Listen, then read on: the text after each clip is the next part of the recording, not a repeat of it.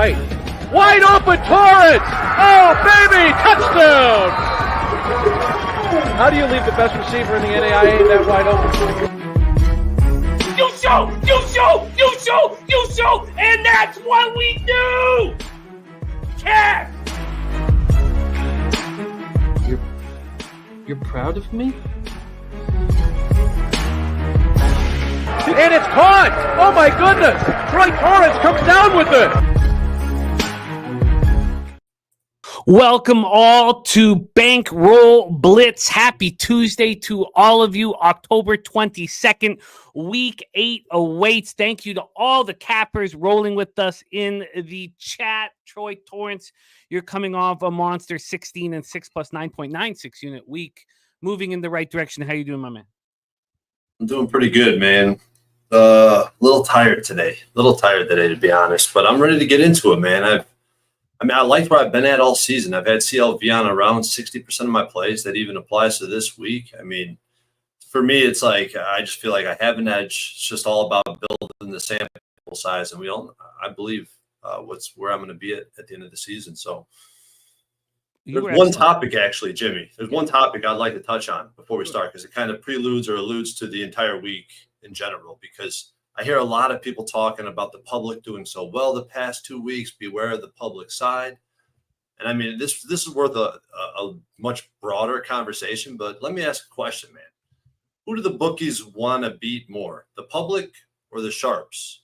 I mean, I really didn't make this realization until I built the database and had, accumulated the sample size. But in my opinion, the bookies want the sharps to lose and the public to win. The emotional public will give all their winnings back and more. The sharp action, when they start building their bankroll, they become way more dangerous to the casino. And we know the sharp action has to make up more than 50% of the total handle being, taken at these shops. I think the sharps is who they want to target. I think I have quantifiable proof to lean on that. And when we look at these betting splits that we look at on a weekly basis, it does represent the general public. But most of that handle is public books, FanDuel, DK, BetMGM, BetRivers, etc. Not the sharp books, which have way bigger limits, are taking way more handle. And that I think it would significantly change the pie charts. And honestly, I really feel like I realized most of my value, most of my bankroll fading the sharp action, and over a big sample size too. And so I don't know. It's just something to consider when we're talking about the public doing so well. It's an interesting conversation. We know that if you win a lot and these books offshore believe you are sharp, they will kick you out or limit you. So I do think that all of the beautiful buildings that have been built by the books have been built off the idiocy of the public not beating the sharps. But this is a much longer conversation that we would need to have, that I'm sure people would be interested in.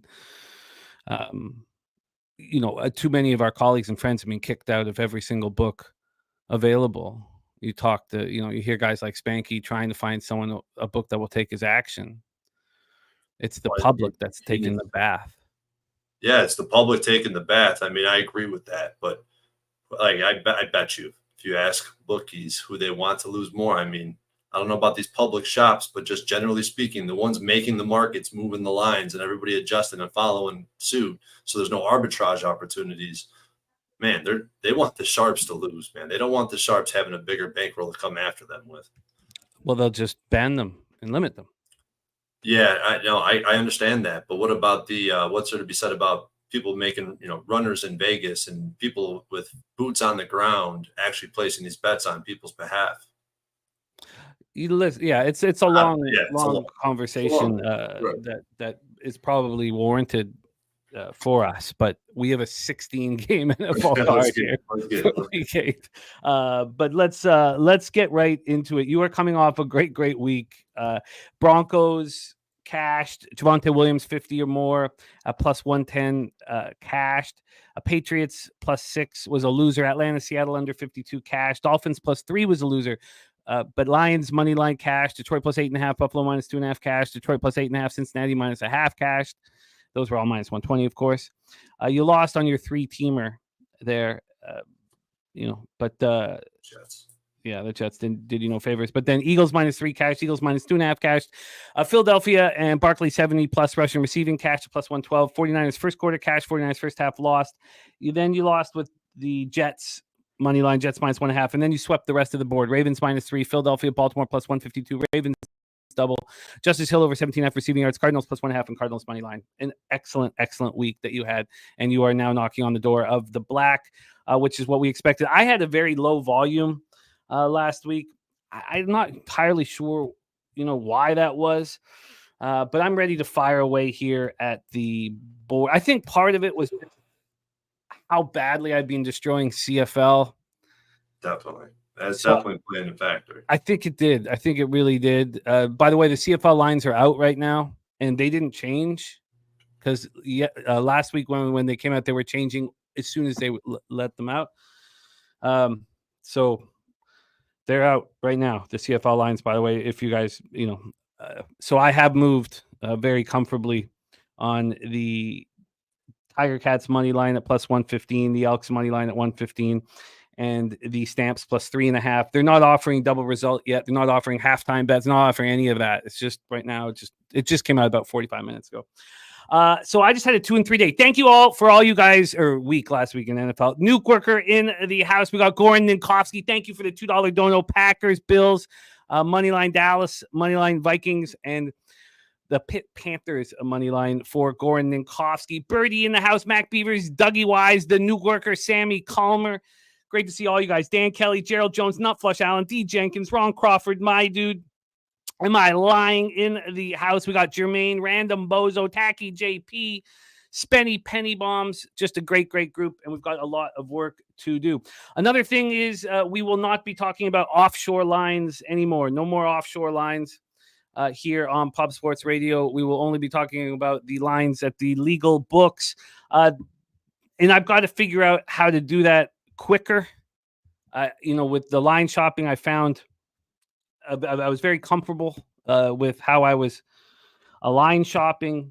So now we're going to use BetMGM line moves. We'll see how that affects things, if it affects anything, and it will probably slow me down a little bit. It will take me a bit of time to get up to speed with all of that. So that is important to note. Okay, let's get to work right now. We start Thursday, October 24th in 48 hours with 8:15 p.m. Eastern action. Minnesota Vikings 5-1, 2-0 on the road. At the LA Rams 2-4, 2-1 at home. We're at SoFi Stadium in Inglewood, California. Start with the line history. This opened up at BetMGM Grand on Sunday at 7:16 p.m. with the Rams +3 at +100. This is right back, I guess there was, no, that's not true. There's been 15 cents of movement. This was a 3.5 this morning at 8:23 a.m. at -115. Now it's a 3 at -115. This did go to 3.5 a couple different times at MGM, and then they brought it back to 3. On the total here, we opened up at 46. This got up to 47. And is now at 48. So we've moved up 2 points towards the over at BetMGM.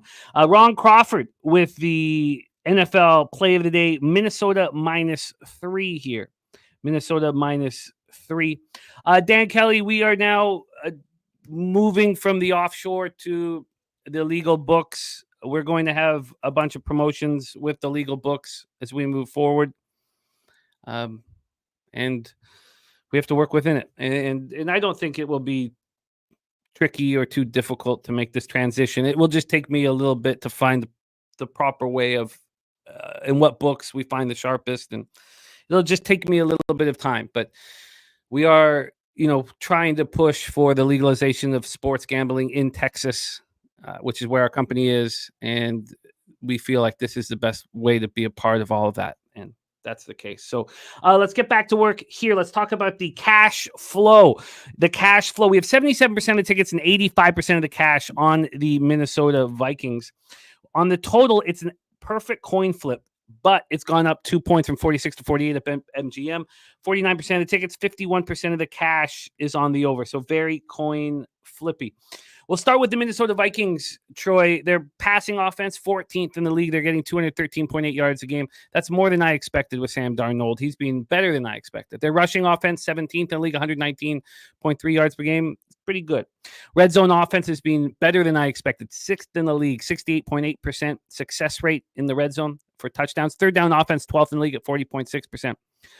Their rush defense is 2nd in the league. Only Baltimore is allowing less rush yards a game, 80 yards a game. But their pass defense is 30th, allowing 260.3 yards per game. And you talk about the man-to-man that they use and the reasons for those numbers, which doesn't indicate that they have a horrific pass defense. It's just the kind of defense that Flores calls, and you can touch on that.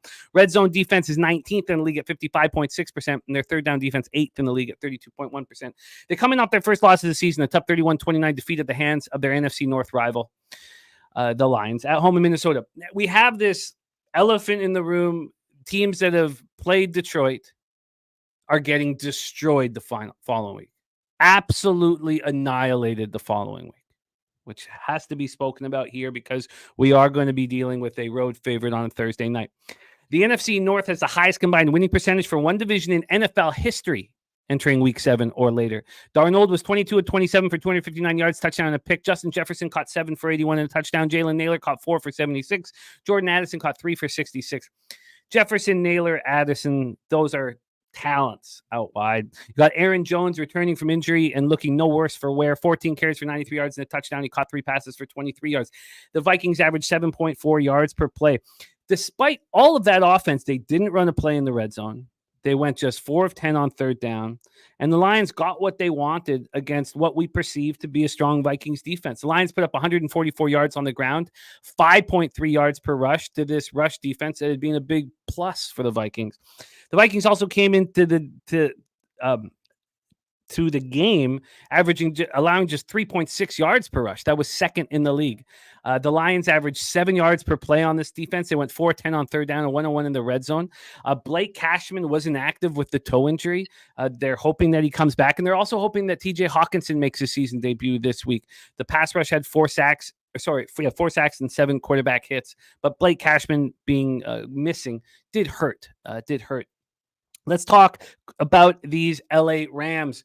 Their passing offense, 15th in the league at 212.8 yards per game. Their rushing offense is 26th. They only get 100.3 yards per game, which is kind of interesting because we have a running back here for the Rams and Kyron Williams who has touchdowns in 9 straight games. He has 24 touchdowns from scrimmage since the start of last season, despite playing in only 18 of possible 23 games. So he is rolling despite them as a group not getting a ton of yards. The red zone offense is 25th in the league at 47.8%. Third down offense, 20th in the league at 37.5%. Passing defense, 18th in the league, 211.8 yards per game. Now, yes, they looked much better last week, but who are they going up against? The Las Vegas Raiders. Their rush defense has been a big problem. 30th in the league, allowing 151.7 yards per game, while their red zone defense and third down defense, both pedestrian. Red zone defense, 17th in the league. Third down defense, 20th in the league. And it was a pretty underwhelming 2015 victory over the Raiders at SoFi. Now, they were in complete control, and the Raiders scored 2 late touchdowns to give the Raiders the cover. They only had 259 yards of offense in the victory. Stafford had 154 yards passing, his lowest total in his 4 seasons with the Rams. Tyler Johnson caught 4 passes for 57 yards. Tutu Atwell caught 6 for 51. Cooper Kupp missed his 4th consecutive game after practicing all week. We thought he was going to be in the lineup. He wasn't, but McVay says that he expects him to be in the lineup Thursday night. Puka Nacua is eligible to return from his knee injury, but we've received no indication that he will be back. Schefter initially reported that Nacua would be out 5 to 7 weeks, so we're at the 5-week mark. Week 9 at the Seattle Seahawks is probably when we'll get him in the lineup. Joe Noteboom, designated to return from injured reserve Wednesday. He had a limited practice session today, but he was designated to return on last Wednesday, and he'll be a big help to this offensive line. The defense was excellent, held the Raiders to 4.2 yards per play, 3 of 15 on third down, 0 of 2 in the red zone, but these are the Raiders that we're talking about, not the Vikings. Thursday nighter here, Troy, take it away, Vikings, Rams. When I first came into this, I've seen the last week when I got done capping and all my action was in before Sunday started, I started looking ahead at the look ahead, and I was hoping to get a chance to take the Rams on the reopen, but that just wasn't the case. And I wanted to take the Rams despite the fact that they looked absolutely dreadful against the Raiders barely escaped with that win. Very lucky to escape with the win. And when this line opened at 3, you know, I don't think it's going to close below the 3. I think we're going to close 3, 3.5 once some of this injury news starts to roll in. Who knows what's going to happen with Cooper Kupp? But that 3, 3.5, even the 2.5, it's Death Valley. And despite the Vikings being gifted the 2 touchdowns in that game with a fake punt and a fumble for a touchdown, we got to see this team's vulnerabilities, completely different expectations when they're not able to get to the quarterback. The offensive line held it down. The rushing attack parlayed with the play action definitely kept them on their heels, couldn't get to the quarterback as much, couldn't apply as much pressure. And the blitz also resulting in gaping holes in the running game, and that's the long touchdown run that Gibbs had. They had a little strike zone coming, a little blitz off the edge on both sides, and just left this massive hole to run through and went for 6. And, offensively, you can win with Darnold, but you're not going to win because of Darnold. I think it's really a result of the weapons he has around him. And this actually is going to be a point I make in the Vikings or in the 49ers game coming up. And I was hoping to get the chance to fade this team, but here we are at 3. I think the Rams are a little bit inflated with all this Cooper Kupp news being thrown around, but it really won't matter to me. Like, I don't care that Cooper Kupp's coming back as much. When you look at the Rams and what they do at the line of scrimmage offensively, the Rams are grading out as the worst pass blocking, one of the worst blocking units in general in the NFL. It's not going to be comparable to the Detroit Lions in any way, shape, or form. I came absolutely full circle on this game. Despite my expectations for this Vikings team to regress, this is not a favorable matchup for Stafford and the Rams. Stafford is actually having the worst passing grade in his career. I think it's a lack of weapons around him. And I think it's this offensive line that's dreadful. He's the 3rd worst quarterback per PFF while under pressure, which was surprising to me. Definitely hasn't been true in the past. And a defense with the worst coverage in the NFL. I like the Vikings. I took it -3 at +100. Jimmy, you can get it to me wherever you see the best number. And looking at when these teams open at +3, it's never really a favorable situation for these home teams. Even if the line moves towards them, the road team is still 57% ATS, and it just gets egregious when we see high totals, and we know we're looking at a 48, which is above the Mason-Dixon of 47. And this is a spot I'm taking the Vikings. High total 3. It's in Death Valley, and I'm on it. Vikings -3. There is a -3 at +106 offshore. We have -3 at +100 at Bet365, -3 at -105 at Sports Interaction. So here at BetMGM, we have the +3 at -115. I'm a little surprised that it's moved that far. Caesars has that +3 right now at -120. So Bet Rivers has the +3 at -120 as well. Sorry. God, I'm looking at the wrong. Sorry, tripping out here. Yeah. I got to be working on this. These new. Sorry. So the Minnesota -3 is -103 at Bet Rivers, a -3 at -105 at BetMGM, and at Caesars it's -3 at +100. So you are in business here. What do you think of Birdie's saying? My model says Rams is a play. McVay will dominate Flores in this matchup, much like the Lions did last week. Same elite quarterback play for the Rams, much like Detroit. A lot of noise in Ramland. What do you think of the other side of the coin quickly before we move on? I don't think it was Jared Goff as much as it was the offensive line. Yeah, Jared Goff had to make the throws and be accurate. He's been incredible. Don't get me wrong. I don't want to take it away from him. But that offensive line put him in a position to make those passes. This Rams team is not going to be able to get the job done. They're going to be completely confused when he runs that double mug look, when he brings all these guys up to the line of scrimmage. This offensive line is not going to be able to handle it. I mean, it's clear as day to me. So I don't think we're looking at a similar situation to what we've seen last week. You are locked and loaded with the Vikings -3. Ron Crawford's NFL play of the day is also on the Vikings -3. Do you have any feeling on? Do you agree with this total climbing from 46 to 48 before we move on? Man, the market's extremely efficient in this. As long as we don't get up to that 50 number, I think the over is definitely in play in this game. All right, we roll on. Sunday, October 27th. We start at 1 p.m. Eastern with the Philadelphia Eagles 4-2, 2-1 on the road at the Cincinnati Bengals 3-4, 0-3 at home, Paycor Stadium in Cincinnati, Ohio. 58 Fahrenheit, partly cloudy, 8 mile per hour winds. Let's go over the line history here for this Bengals Eagles spot. I know there's not, this is not a Canadian content. We way more American cappers that we roll with than Canadians, but this is a big game for us up north, as it is the first time Chase Brown and Sidney Brown play each other. Two beloved Canadians from London, Ontario, twin brothers. Chase, the running back, and Sidney Brown, the defensive back, will be playing each other for the first time. So it's going to be a big deal in London, Ontario here for this one. Let's get over the line history here for this one. We have the Bengals opening up -2.5, -115. Let's go over to BetMGM. At BetMGM, they opened this -2.5 at -110. It lasted there for about 15 hours before it moved to -2.5, -115. That's all we've had. We've just had a 5-cent move on the spread towards the Bengals. On the total, this opened up at 46.5 and climbed up to 48 before there was a bit of buyback to 47.5. But we have moved from 46.5 to 47.5 at BetMGM.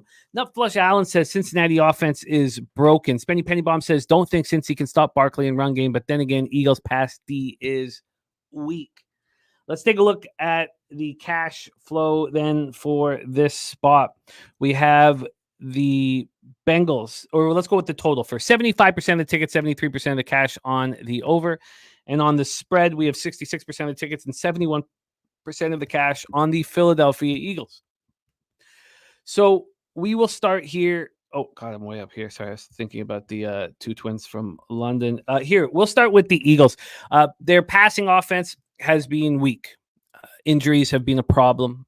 They're healthy again. 22nd in the league, averaging 195.5 yards per game through the air. They're second in the league, rushing for 166.7 yards per game. Their red zone offense, 21st in the league, weak. Their third down offense, 23rd in the league, weak. Their pass defense is 10th in the league, allowing 189.2 yards per game. Their rush defense, 14th. Their red zone defense is second in the league. They're allowing touchdowns 38.9% of the time. You can see Fangio's fingerprints all over this. This is a much improved defense from last year, and especially if you consider the second half of last year. Their third down defense is sixth in the league, 31.9%. They're allowing conversions. First downs. The Eagles coming off a dominant 28-3 victory at the Giants in the Saquon Barkley revenge game. He ran 17 times for 176 yards and a touchdown. The Eagles combined for 269 yards and 3 touchdowns on the ground. They just annihilated the Giants on the ground. So Jalen Hurts didn't have to do too much. He was 10 of 14 for 114 yards and a touchdown. A.J. Brown caught 5 passes for 89 yards and a touchdown, but no one else caught for more than 11 yards in that one. Devonta Smith had 1 catch for -2 yards on 2 targets. So you can imagine that he'll be a bigger part of the offense this week. The offense was just 1 of 13 on third down. 1 of 13. They won by 25 points, and they were 1 of 13 on third down. But they went 3 of 3 in the red zone. Their defense was dominant. They held the Giants to just 119 total yards, 2.2 yards per play. That's the lowest I've ever written down in the 2 years of us doing Bankroll Blitz. The Giants were 3 of 14 on third down and 0-1 in the red zone. It was the first time this year that the pass rush was dynamite. This looked like the pass rush of 2 years ago when they had 70 sacks. 8 sacks and 11 quarterback hits, but Mekhi Becton, right guard, sustained a concussion. He was replaced by Tyler Steen. He's in concussion protocol. And linebacker Zach Bond left the game with a shoulder injury. He's listed as questionable to go this week. And Dallas Goedert missed the game with a hamstring injury that obviously affected the passing game. He's listed as questionable this week. The Cincinnati Bengals passing offense, 8th in the league, 237.4 yards per game, but their rushing offense has struggled. Just 28th in the league, getting 94.3 yards per game on the ground. Red zone offense, 8th, very strong. They have weapons and Jamar and T. Their third down offense, 9th at 41.2%, and their defense is bad. It's looked better the last couple of weeks, but it's bad. Pass defense, 21st, allowing 217 yards through the air. Rush defense, 21st, allowing 136 yards on the ground. Their red zone defense, 27th in the league, allowing touchdowns 68.2% of the time, and their third down defense, 24th, allowing First downs 44.2% of the time. They come in off a 21-14 victory at Cleveland, ended that 6-game losing streak at Cleveland for these Bengals. But the Browns outgained the Bengals 336 to 223. It wasn't an impressive performance by the Bengals. Burrow had struggled mightily against Cleveland, 1-5 overall, 0-3 in Cleveland. Burrow was 15-25 for 181 yards, 2 touchdowns. T caught 4 for 82 and a touchdown. Chase caught 5 for 55 and a touchdown. Chase Brown had 15 carries for 44 yards, but the Bengal offense had just 12 first downs, just 2 of 13 on third down, had 1 foray the red zone, which they cashed. The pass rush looked good, but it's against the Browns offensive line that's been dealing with injuries all season long. I mean, we saw the Giants put up double-digit sacks against the Browns. I mean, here, 4 sacks, 11 quarterback hits. Now, they held the Browns to 4.4 yards per play. But listen to this. The Browns went 8 of 19 on third down using 3 different quarterbacks, 2 of 2 in the red zone. And then Geno Stone, who had a pick taken off with the leg injury, they put him in the air cast immediately. It turns out it's not that serious. He probably doesn't play that this week, but he's considered week to week. Left tackle Orlando Brown went out in the second quarter with a right knee injury and didn't return. He's listed as questionable. And Charlie Jones started that game with that 100-yard opening kickoff return for a touchdown. It was a very underwhelming victory by the Bengals here. And the Eagles are coming off a victory that was much better, but both wins came against real weak competition. Take it away, Troy. Are you moving on Eagles, Bengals? I haven't moved on this one yet, but I'm definitely interested. I'm paying very close attention to the market. And the Eagles and the Lions, I mean, they're the 2 teams that I invested in pre-flop in some future markets. And I think we're starting to see why now. I mean, the most dominant, most consistent form of football, remove all the variables, all the noise that could happen on passing down is a good rushing attack and a great offensive line. And that's what we've seen. And I guess, one way or the other, you could look at this Giants-Eagles box score and you could see you can come to 2 completely different conclusions. The first one, you could say, well, the Eagles, I mean, this isn't proof of anything, right? Jalen Hurts was only 10 of 14. The Eagles kind of struggled through the air. This team won't be able to do this against good competition.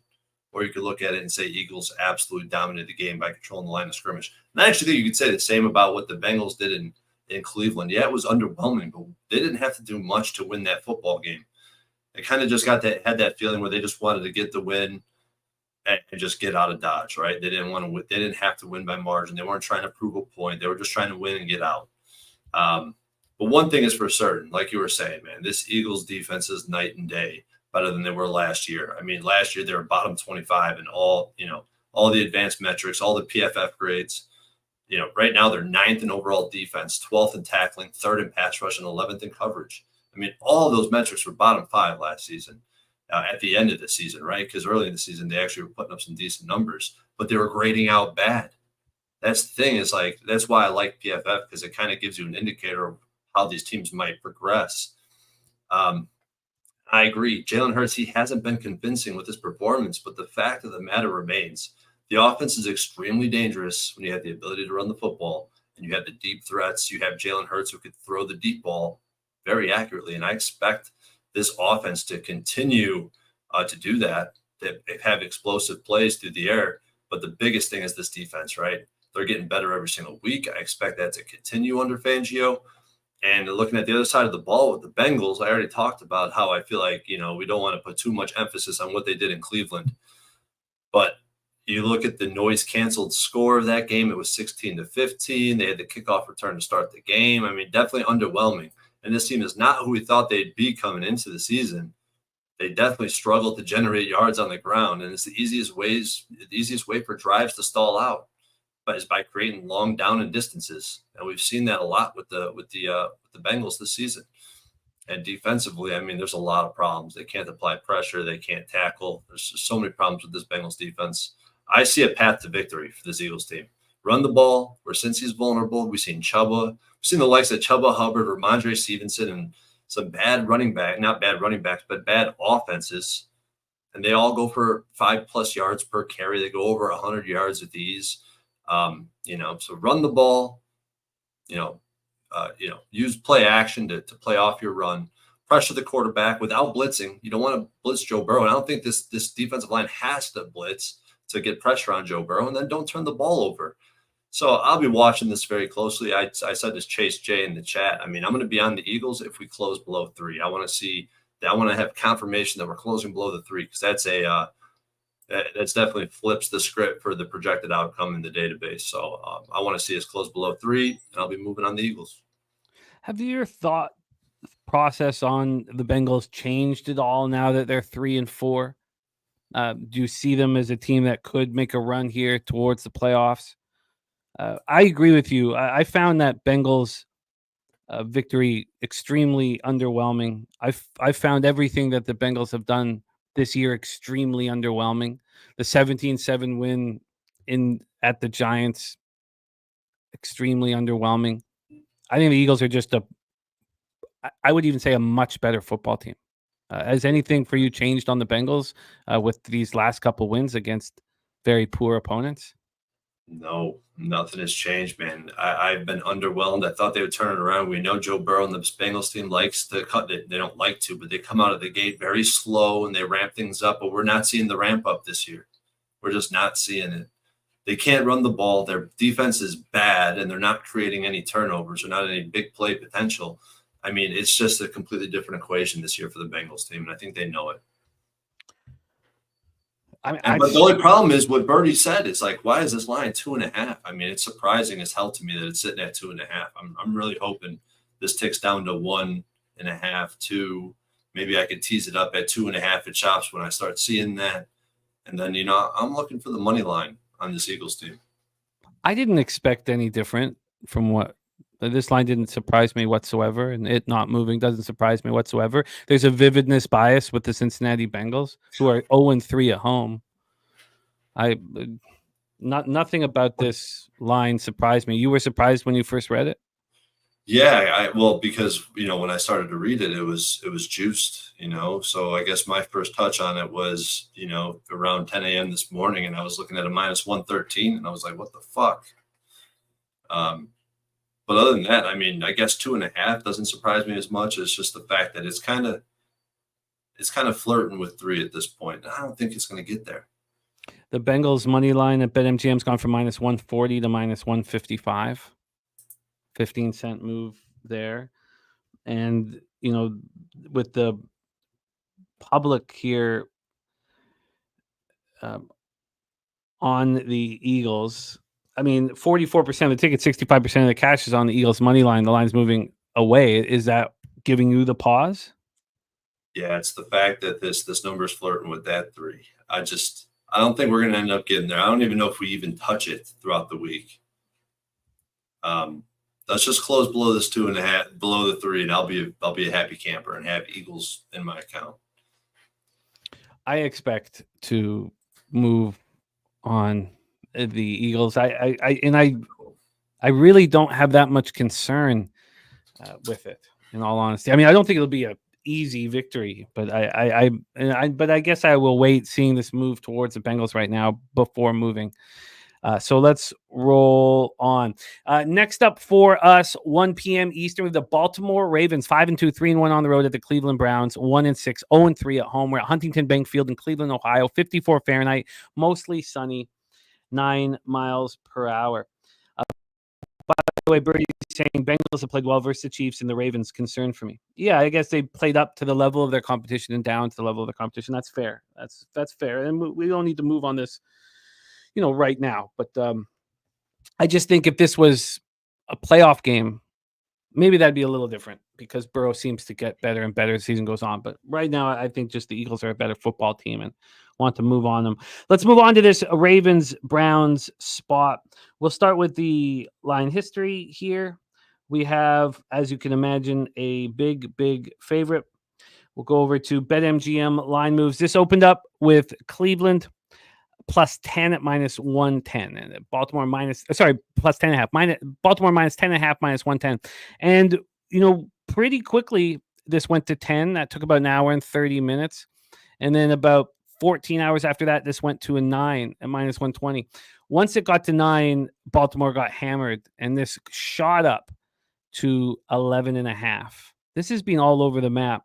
11.5, and then it dropped down to 8.5. So at this point, we've had, and this move to 8.5 happened today. It happened today at 12:28 p.m. A move to 8.5. So we've had a 2-point move to towards the Ravens at BetMGM. See if Bet Rivers has done the same thing. They have. They've done the same thing. Opened it up at 9.5. That was a look ahead line. Then when they delivered the line, on Sunday night, it was an 11.5, and this is down to 8.5 as well. So a clear move towards the Browns. Go to the total here. Of course, the Ravens on a short week. This total opened up at 42.5, and it moved to 44.5. So we have a 2-point move towards the over at BetMGM. Let's get into the cash flow. Great to see Big Mastro in the house. Let's get into the cash flow for this divisional battle. We have on the spread 83% of the tickets and 72% of the cash on the Ravens. This line moving towards the Browns, 17 and 28 on the Browns. 91% of tickets and 97% of cash on the over. Let's go into the Baltimore Ravens. They're a very good football team. Now, they allowed 287.1 yards per game through the air. That's the most in the NFL. Their red zone defense is 26th in the league. They allow 65.2% of the time touchdowns. And their third down defense is 27th in the league, allowing conversions 45.6% of the time. So those are 3 bad stats, but everything else is incredible. They have the 6th most passing yards a game at 250.6. They easily lead the league in rushing per game, 210.9 yards per game. Their red zone offense, first in the league, 75.9%. Their third down offense, second in the league at 50%. And their rush defense is first in the league, allowing just 68.4 yards per game. The Ravens coming off that short week after their 5th straight win, a 41-31 victory at Tampa on Monday night. Ravens offense was humming, 508 yards, 9.4 yards per play. Lamar Jackson improved to 23-1 against NFC teams. That's the best mark by a quarterback against an opposing conference in NFL history. He went 17-22 for 281 yards and 5 touchdowns. He also ran 9 times for 52 yards. He did lose a fumble. Derrick Henry continued his war path, 15 carries for 169 yards. The Ravens lead the NFL with 1,476 rushing yards this season. They've run for at least 150 in every game. Unbelievable. 243 yards on the ground on Monday. They're the 4th team since 1980 to begin a season with at least 1,400 yards on the ground through their first 7 games. Others were the 84 Bears, the 2006 Falcons, and the 2019 Ravens. Rashad Bateman led receivers with 4 catches for 121 yards and a touchdown. The Ravens were 4-5 in the red zone. They've been dynamite in the red zone all year. The defense continues to look vulnerable. I mean, they allowed the Bucs to put up 481 total yards. The Bucs went 11 for 17 on third down. I mean, that you're not going to win in the playoffs when your defense is allowing that. Now, it did allow, with the Bucs going 11 for 17 on third down, for the Bucs to hold on to the ball for 35 minutes and 5 seconds of that football game. The secondary is a glaring weakness. The Bucs put up 356 passing yards on them. These are all things that the Browns can't take advantage of. The Bucs went 3 of 5 in the red zone. The pass rush had 3 sacks and 4 quarterback hits. Marlon Humphrey had 2 interceptions, but he left after colliding with his teammate in the second interception. There's not been an update on his status yet, as it's Tuesday night now, and that was the Monday nighter, and they didn't practice today. Let's talk about these Browns. Now, I don't know if we need to talk about their offensive statistics that much. Their red zone offense has been very good, but they're barely there. Their third down offense is the last in the league at 32nd. They only get first downs on third down 23.7% of the time. And now I expect Jameis Winston to be at quarterback. I can understand why they went with Dorian Thompson-Robinson first, but I think that the things that Winston has said showed a more mature football player than we've seen in the past. And we've made so much fun of him on this show, but everything that he was saying about how the crowd cheered Deshaun Watson's injury, everything he was saying, things he said in the locker room at halftime, I think he deserves to have the ball to try and lead this team here. Their pass defense is 11th in the league, rush defense 15th in the league. They allow 126.1 rushing yards a game. Their red zone defense 17th in the league, 55%. Their third down defense 9th in the league. So it's not too bad. It's not their defense. We thought it was going to be a strong point. Maybe it's not, but it's not a weakness. They come in off yet another loss, 21-14 at home versus the Bengals. Of course, the game was overshadowed by Deshaun Watson tearing his Achilles while fans cheered. Now, I got ESPN showed a copy of Watson's contract. So the Browns owners were cheering quietly. They save $13.9 million this year off the contract because that's what was insured.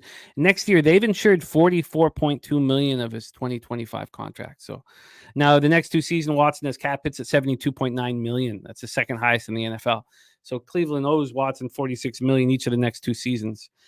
Watson, for quarterbacks since 2022 that have had at least 10 starts, has the 4th lowest QBR of 45 quarterbacks.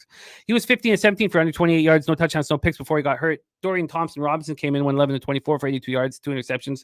He did have a couple nice runs, but he was replaced by Winston, and Winston went 5 of 11 for 67 yards, a touchdown, a 2-point conversion, and just in 3 minutes and 43 seconds. And it wasn't that they pulled Thompson-Robinson. He's got a finger injury. The x-rays came back negative, but I don't know how you don't stick with Watson. Nick Chubb returned after missing 398 days, undergoing 2 reconstructive knee surgeries. Who's he going to be out there? It's left.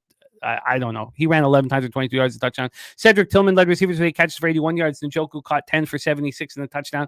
The Browns were 8 of 19 on third down and 2 of 2 in the red zone, and the defense tried to keep them in it. Held the Bengals to just 12 first downs, 223 total yards. Held them to 2 of 13 on third down. Pass rush finished with 3 sacks and 7 quarterback hits. I see this as a possible letdown spot for the Ravens, but it is a divisional battle. Look, I'm not going to back the Ravens as huge favorites here on the road in a divisional game on a short week. But do we have interest in backing the Browns? Take it away, Troy, because you made a lot of cash off the Browns last year. You like them here? This is a really tough game. I thought it was extremely sad when we seen Cleveland faithful berate Watson when he went down. I mean, it was just hard to watch. And I know he's not a good guy and he's a terrible quarterback. I get all that, but that was just painful. I couldn't even watch the clips, man, because it was just super sad. He was crying tears, man. Just really tough to deal with. And this game's hard to deal with because who's going to be starting at quarterback? So I knew that I didn't know. You got to know what you don't know. I don't know who's going to start at quarterback in this game. So I went directly to the database, and this is a very rare equation that we got, putting together here, right? Home dogs bigger than 8.5 are 10 and 17 ATS. It's 59%. However, if you filter that down when the sample is in division, they're only 2 and 5 ATS. And divisional road favorites have covered 5 spots in a row, 5 of this exact market in a row. And when you start seeing this number tick open at 10 or above for these home dogs and tick below that 10, it's telling me that the line's going too far. It's another good spot to typically fade the line movement. But that stops, though. Basically, the next reactionary number is 7. So if it hits 7, now we're talking a completely different story as the home team's 5-0. If they move from double digits down to 7, the home team is 5-0, ATS, and 3-2 straight up. So I'm sit and wait on this market. I don't know what to make of it. Yeah, seeing this line drop makes me want to back the Browns, obviously, but the database pumped the brakes on me. This famous Jameis is going to be at quarterback. He'll be a significant upgrade. I think that's very clear. He'll throw 2 picks. He'll throw 2 touchdowns. He'll throw 4 touchdowns with 4 picks. But he gives this offense the best shot to win. But we know the Browns, and judging off what Dan Kelly has to say in the chat, we know he's part of Browns faithful. We know they probably want to lose this game. So are they going to start Bailey Zappi? And another thing is this Browns running game will not be an option for them. The Ravens are going to shut that shit down. So it's a really difficult game to cap. I probably will not have a single bet on this game. I don't think the Browns have anything to worry about here. They can play their very best football game and they're not going to win. They don't need to. Zappi may play down the line, but bringing him in off the Chiefs practice roster is not going to.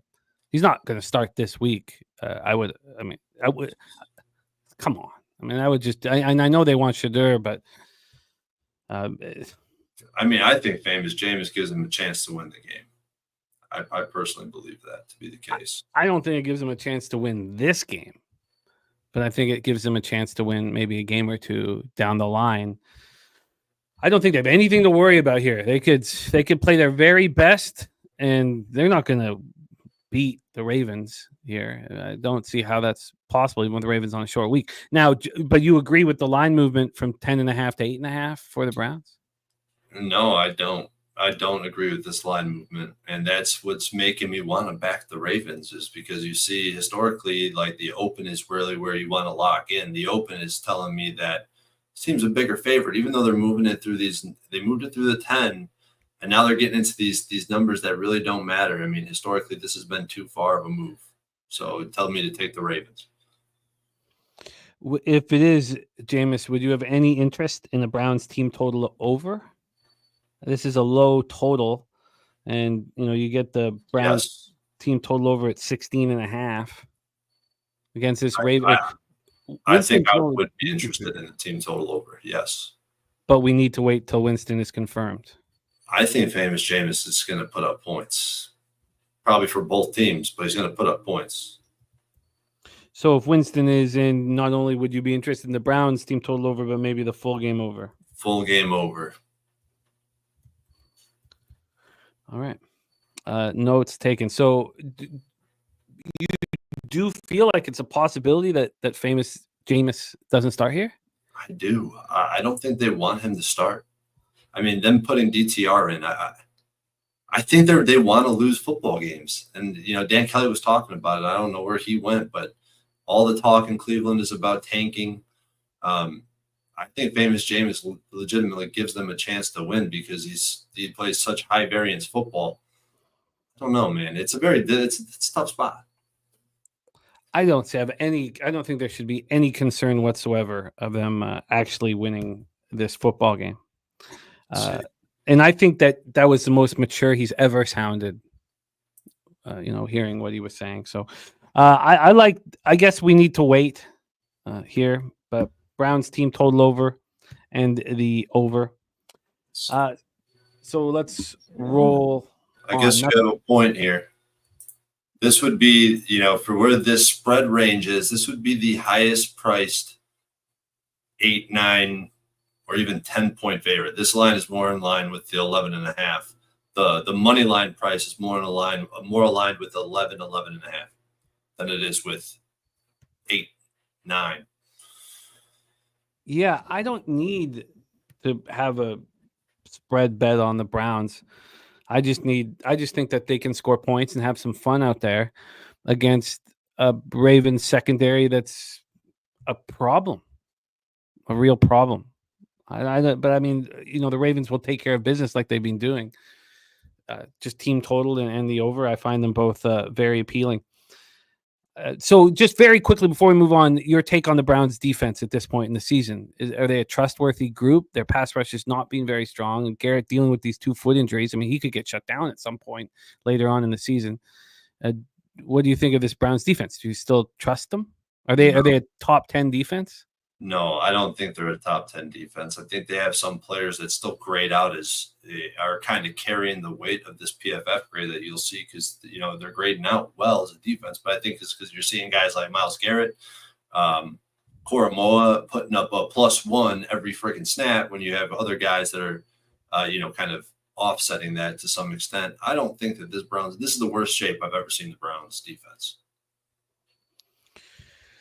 All right, let's roll on. I'm interested in the over and the team total over, but I guess we do need to know that Winston's taking, all the first team reps in practice tomorrow because Wednesday's the big practice day.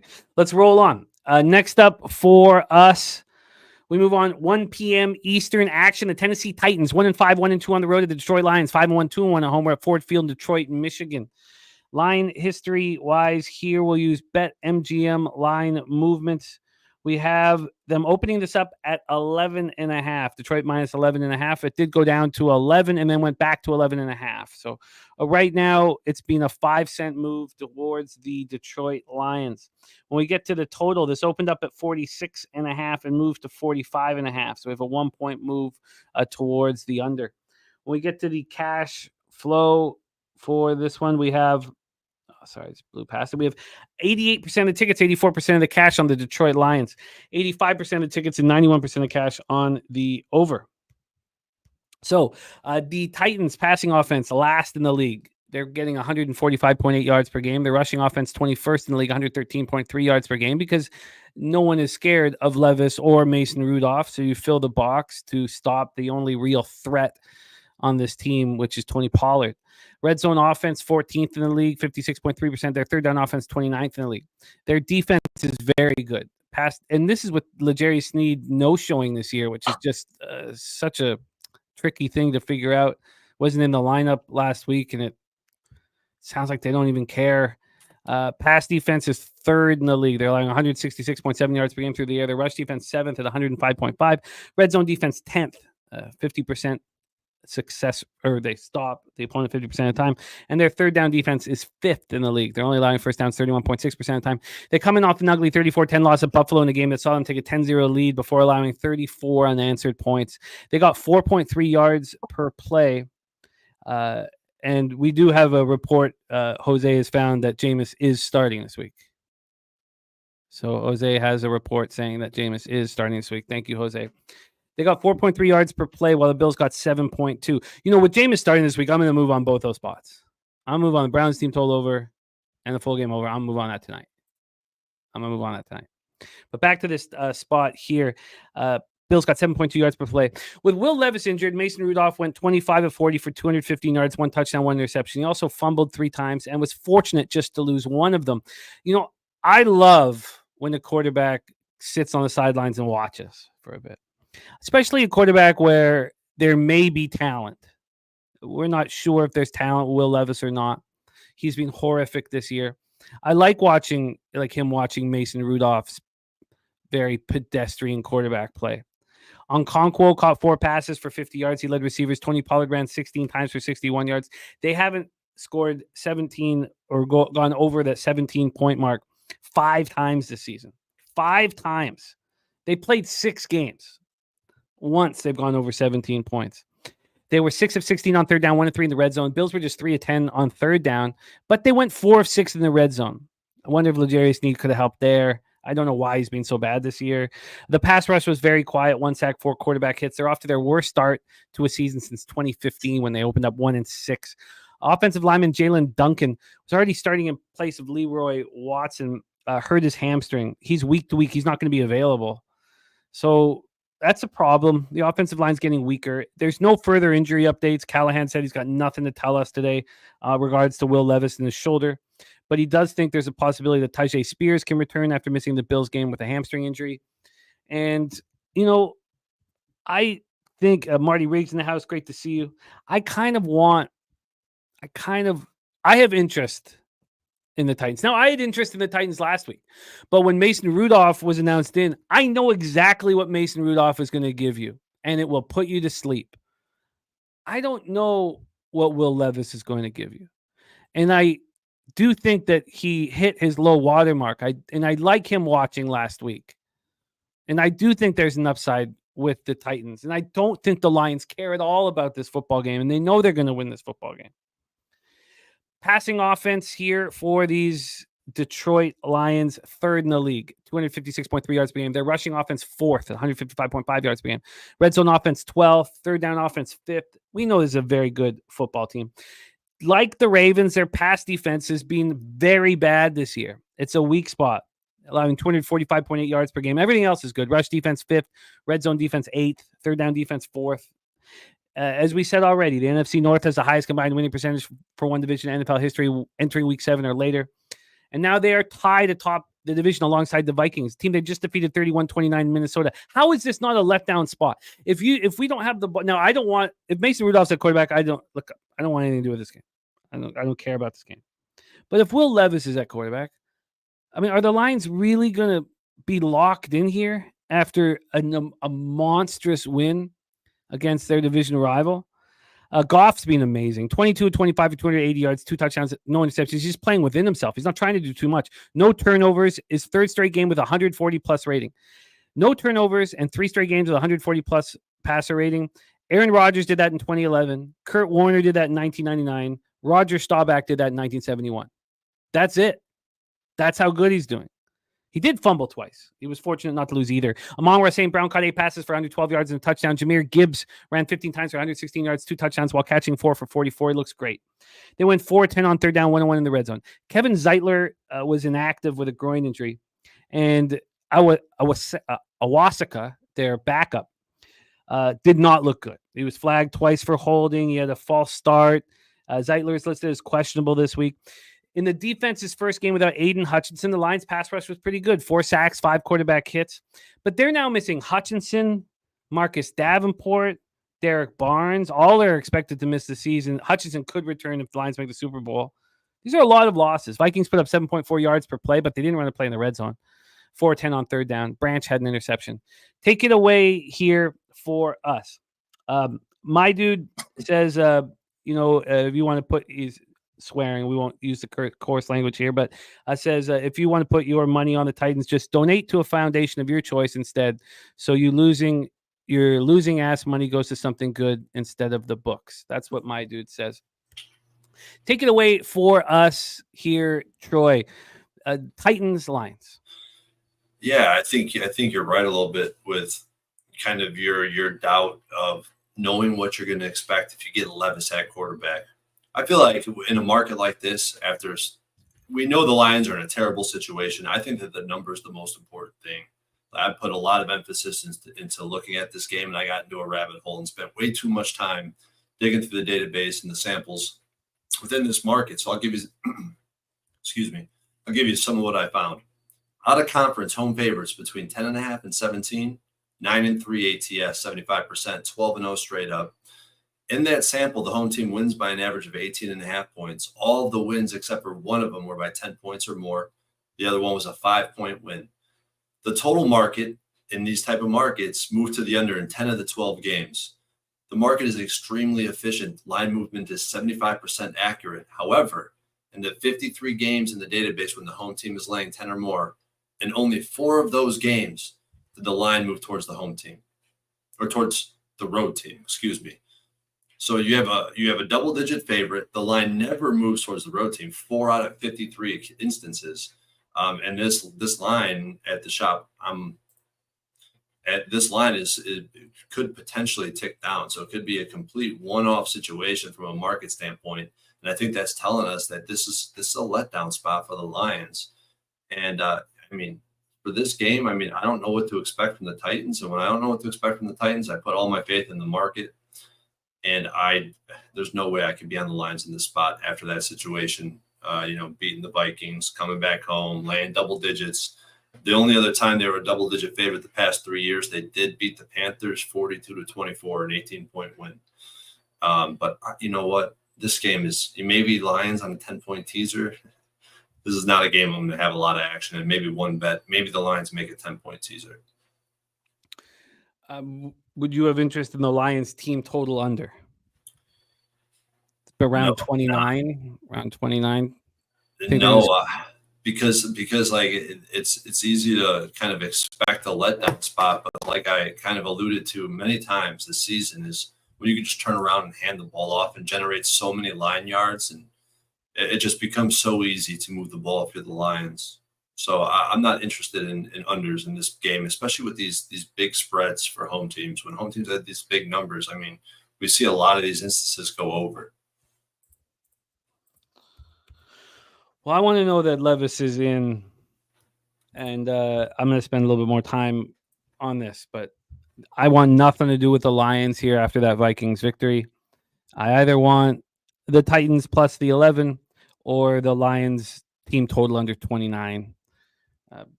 Their team total under 27.5 is a big plus money situation. Their team total under 30.5 is minus 140, or between minus 135 and minus 145, depending on where you shop. This market, these markets with these double-digit dogs, home favorites. This is why I do what I do. And this, when I'm filtering around the database and I see that the home team cashes when you're looking at a 10.5 or bigger. But if you flip it and you go between 7.5 and 9.5, it's a completely different story. Now the road team's cashing at a 60+% rate. Like you want to take the worst, you want the worst of the number. Like, I don't know how to explain it really, but you know what I'm saying, man. Mm-hmm. You know what I'm saying? The bookies are the sharpest. If they put it at double digits, above double digits, it's for a reason. Not plus looking at Lions first half. Sammy Comer says Lions are at Green Bay next week, but he doesn't want Levis. I get it. We'll have to see if Levis is announced in, because if Mason Rudolph is in, it's just, we don't need to talk about it anymore. And Dirty Reg says, doesn't matter about the chitter chat. Doesn't matter about the terrible situation, terrible spot. He says the Lions are going to dominate. I hear a lot of you guys saying that. All right, let's roll on. Let's roll on. Next up for us, 1 p.m. Eastern, Arizona Cardinals 3-4, 1-2 on the road at the Miami Dolphins, 2-4, 1-2 at home. We're at Hard Rock Stadium in Miami Gardens, Florida.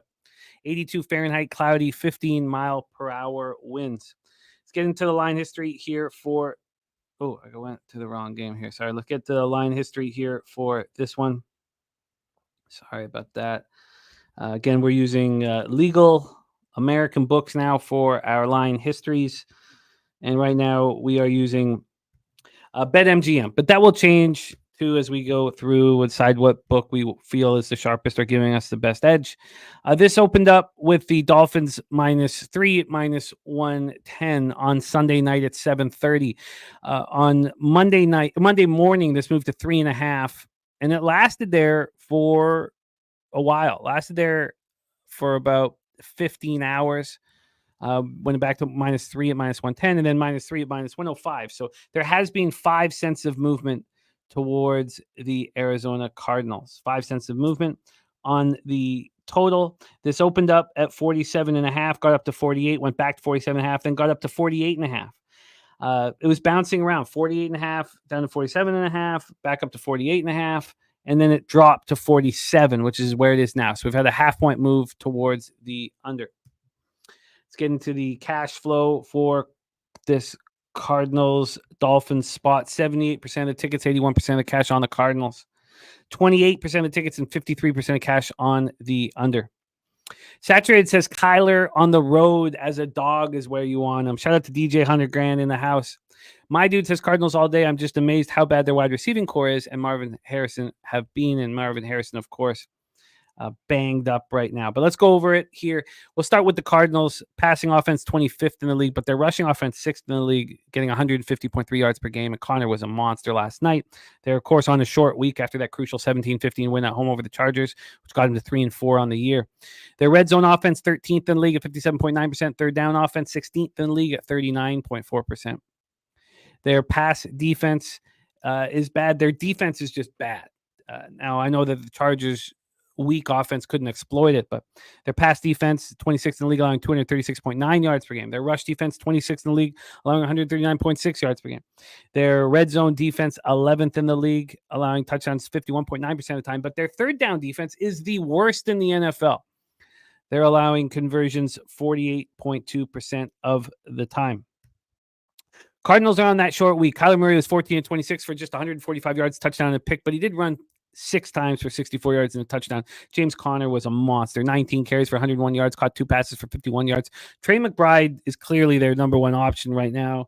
He caught 5 passes for 51 yards. The Cards were just 2 of 7 on third down, 1 of 2 in the red zone. The defense bent but didn't break. I mean, they allowed the Chargers to put up 395 yards, control the clock for 34 minutes and 14 seconds. But only allowed them 1 failed attempt in the red zone. Now, there were some fumbles and some issues for the Chargers, but Cards pass rush finished with 3 sacks, 7 quarterback hits. Sean Murphy bunting neck left in the first half. He's been bad this year. And linebacker Dennis Gardeck with a knee injury left in the third quarter. They're both listed as questionable. Then we have these Miami Dolphins. I don't think we need to talk about their offense because we expect Tua Tagovailoa at quarterback, and we don't need to go over their offensive stats that they've created this year with most of the time, Skyler at quarterback or Snoop Huntley at quarterback. Their pass defense is first in the league, allowing 154.5 yards per game, but that's because teams don't know they don't need to take any risks and force anything against this weak off. They just, just slowly, beat them. You don't need to go for big plays. You don't need to take risks. So I don't care that they're only allowing 154.5 yards per game. Rush defense 17th, allowing 130.7 yards per game. Now, their third down defense is first in the league at 26.5%. I do think that is also part of the psychological standpoint of the coaches that are opposing them, knowing that, look, we don't need to take risks. We don't need to go for big plays. We're going to beat them because they can't score. Their red zone defense, 21st in the league at 60%. Coming off an ugly 16-10 loss at Indianapolis. And Mike McDaniel said Monday that Tagovailoa will practice tomorrow, which is Wednesday, in preparation to play. The offense is ranked last in points per game since Tagovailoa got hurt. Tyreek Hill and Jalen Waddle in week 7 combined for 2 catches on 19 yards on 4 targets. Tyler Huntley was 7 of 13 for 87 yards and a touchdown before he hurt his shoulder. He left the game. Tim Boyle came in with 8 of 13 for 74 yards. Jonnu Smith led receivers with 7 catches for 96 yards and a touchdown. Devon Achane had 15 carries for 77 yards. Raheem Mostert ran 11 times for 50 yards, lost a fumble. The offense 1 of 3 in the red zone, but the defense tried to keep him in it. Held the Colts to 284 total yards, 4 of 13 on third down. Held the Colts to 1 of 3 in the red zone. Now, the pass rush didn't get a sack, but they did get 4 quarterback hits.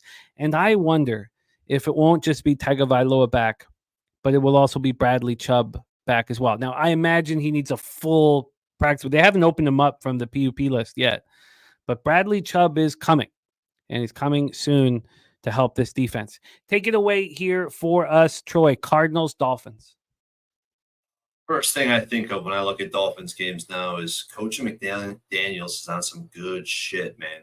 LSD, shrooms, some type of hallucinogen, something in that range, man. Because if you watch this guy, you watch the decisions he's making this year versus last year, and I know two is out right now. Take it for what it is, but it's still way out of line from what he's used to be.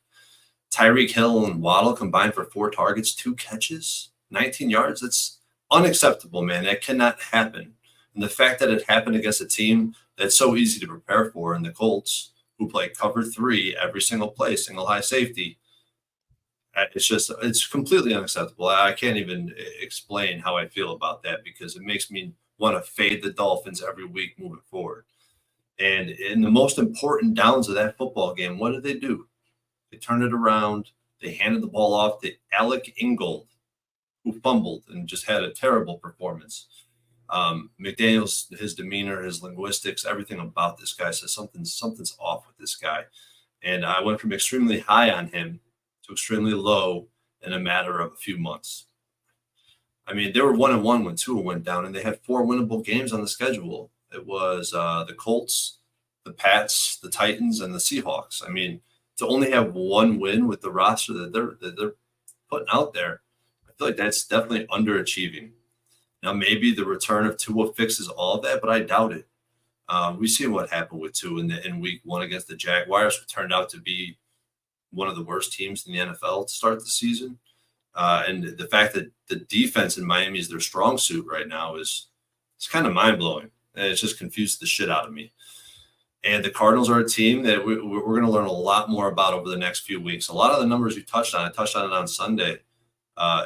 They've had the strongest strength of schedule the season to date.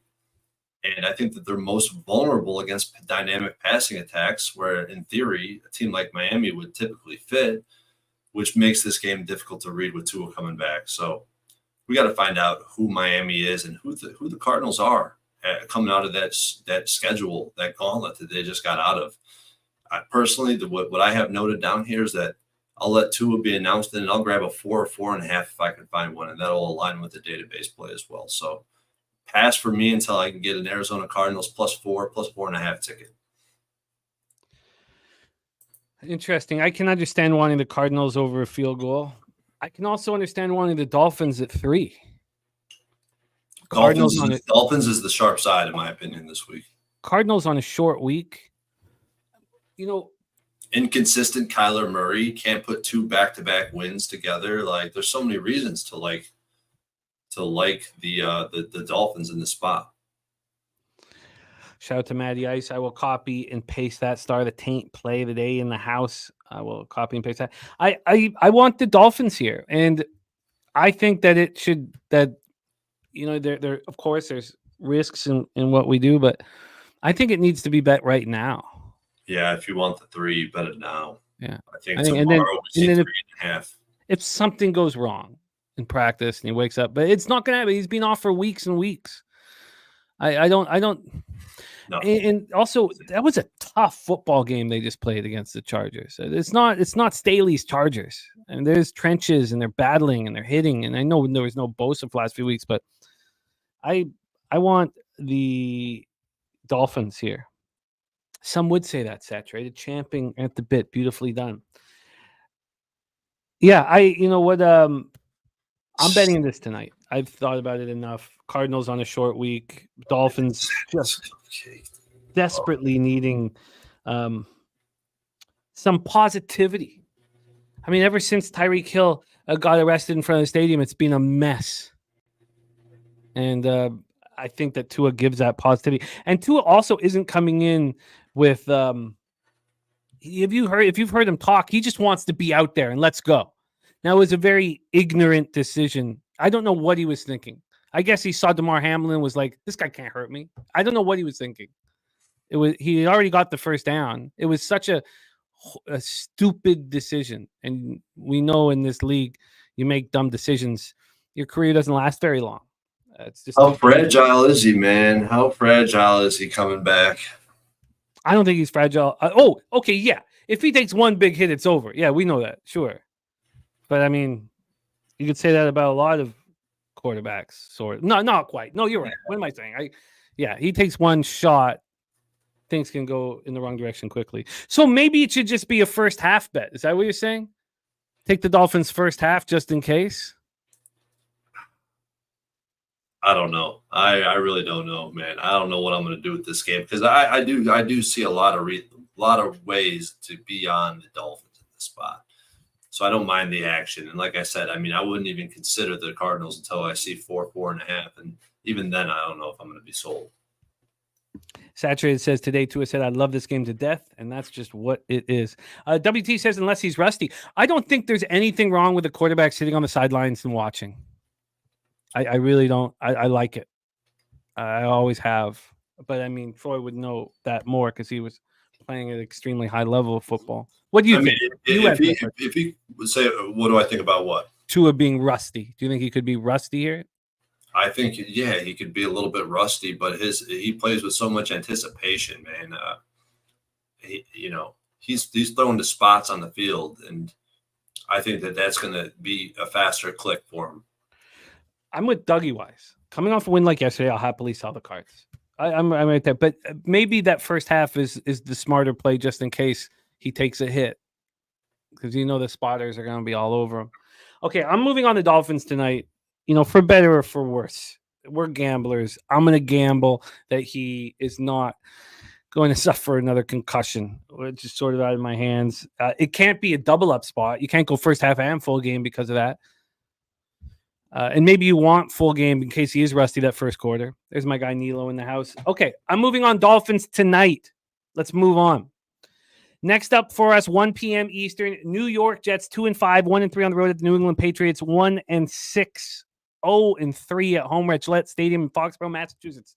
I have big bets on the Patriots to have the least amount of wins this year.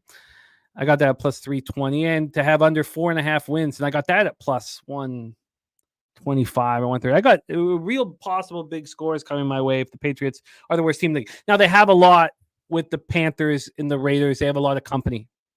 I'm not sitting here thinking this is a casher. I'm very concerned. But it looks a lot more hopeful than it did after they beat the Bengals in week 1.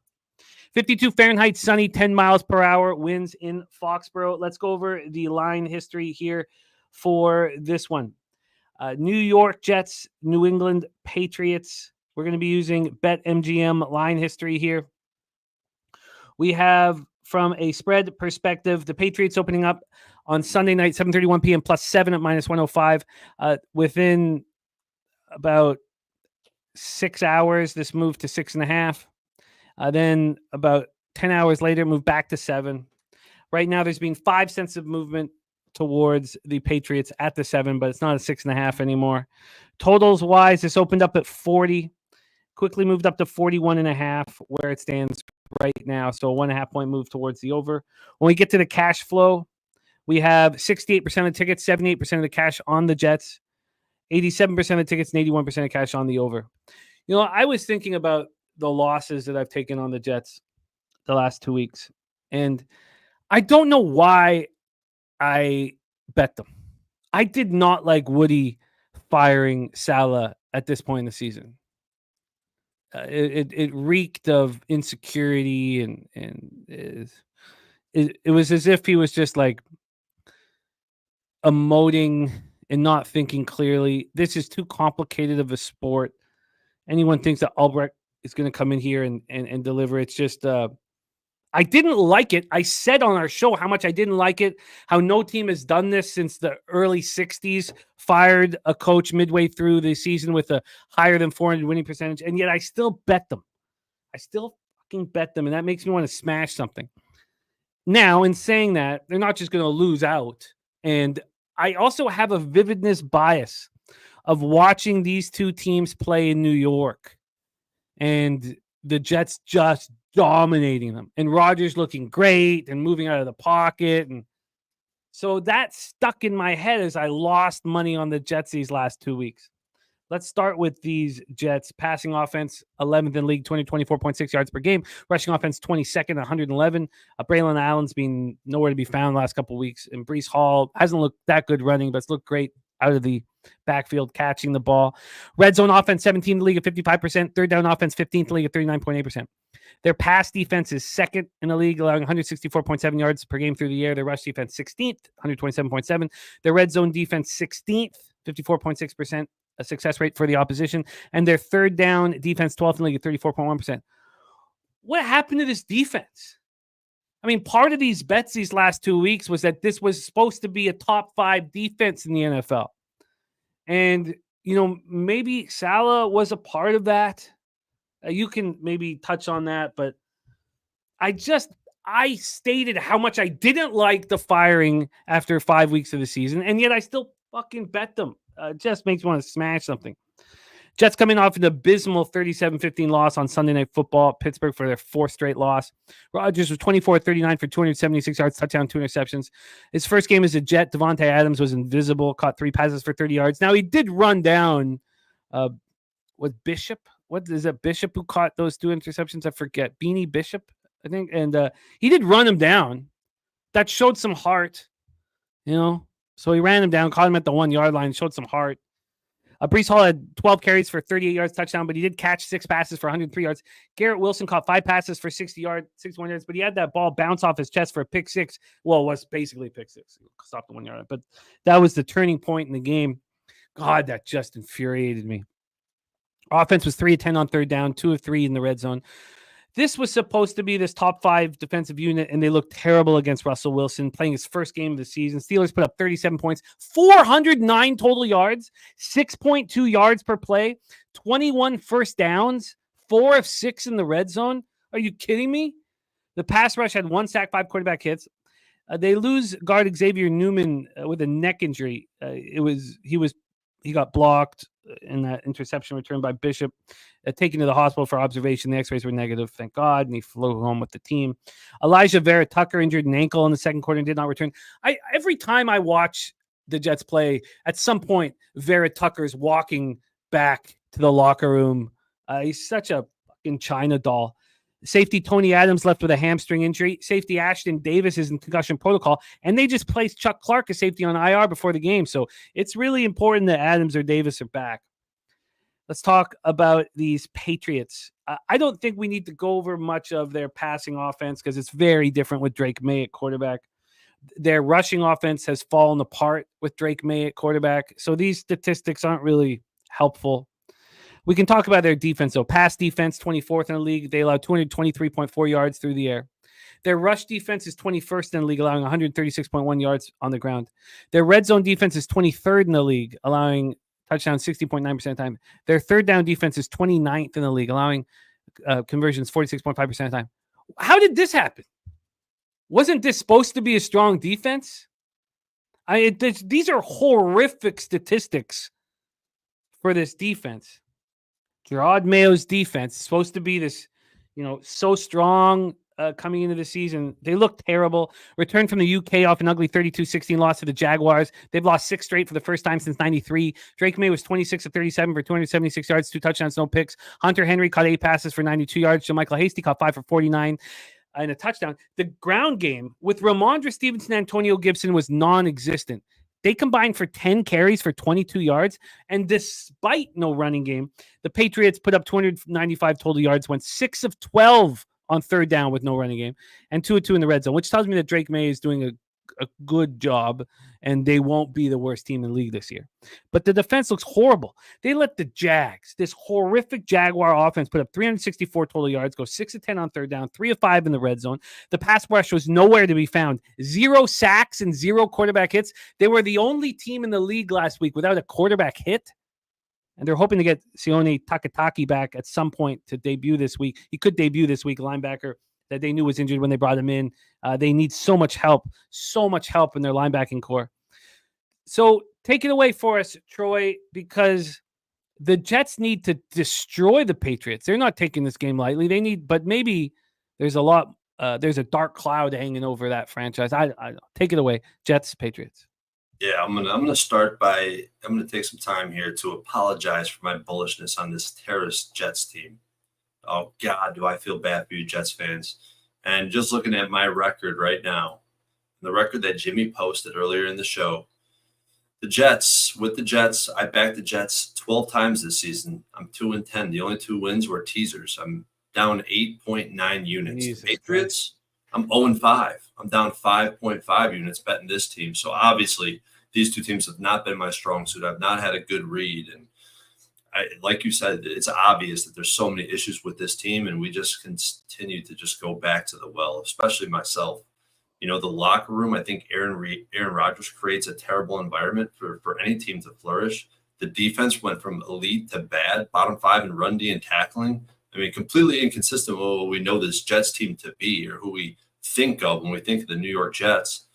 The coaching is still inept, stubborn to make any changes, and they don't want to move away. They don't stray away from bad game plans, and I think that has a lot to do with Aaron Rodgers.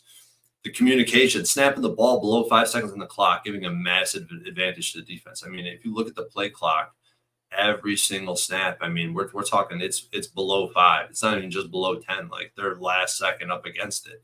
So, and that puts the offense at a massive disadvantage. So I don't know what the hell I was doing with this Jets team. I don't know what the hell I was doing, and it frustrates me that I've given so much back to the bookies with this freaking team this year. And Drake May, I mean, he's definitely a breath of fresh air on the other side. I mean, the Pats were absolutely hopeless without him. The problem is the offensive line is completely inept, 30th in pass block, 32nd in run block, and defensively they're below averages in like all phases of the game. So all the hope generated from Drake May is overshadowed by this severely flawed roster. I know for a fact I'm not going to be betting this game. Even if I had an edge in this game or felt I had an edge, I'm not backing either of these teams in this spot. So this is a clear pass.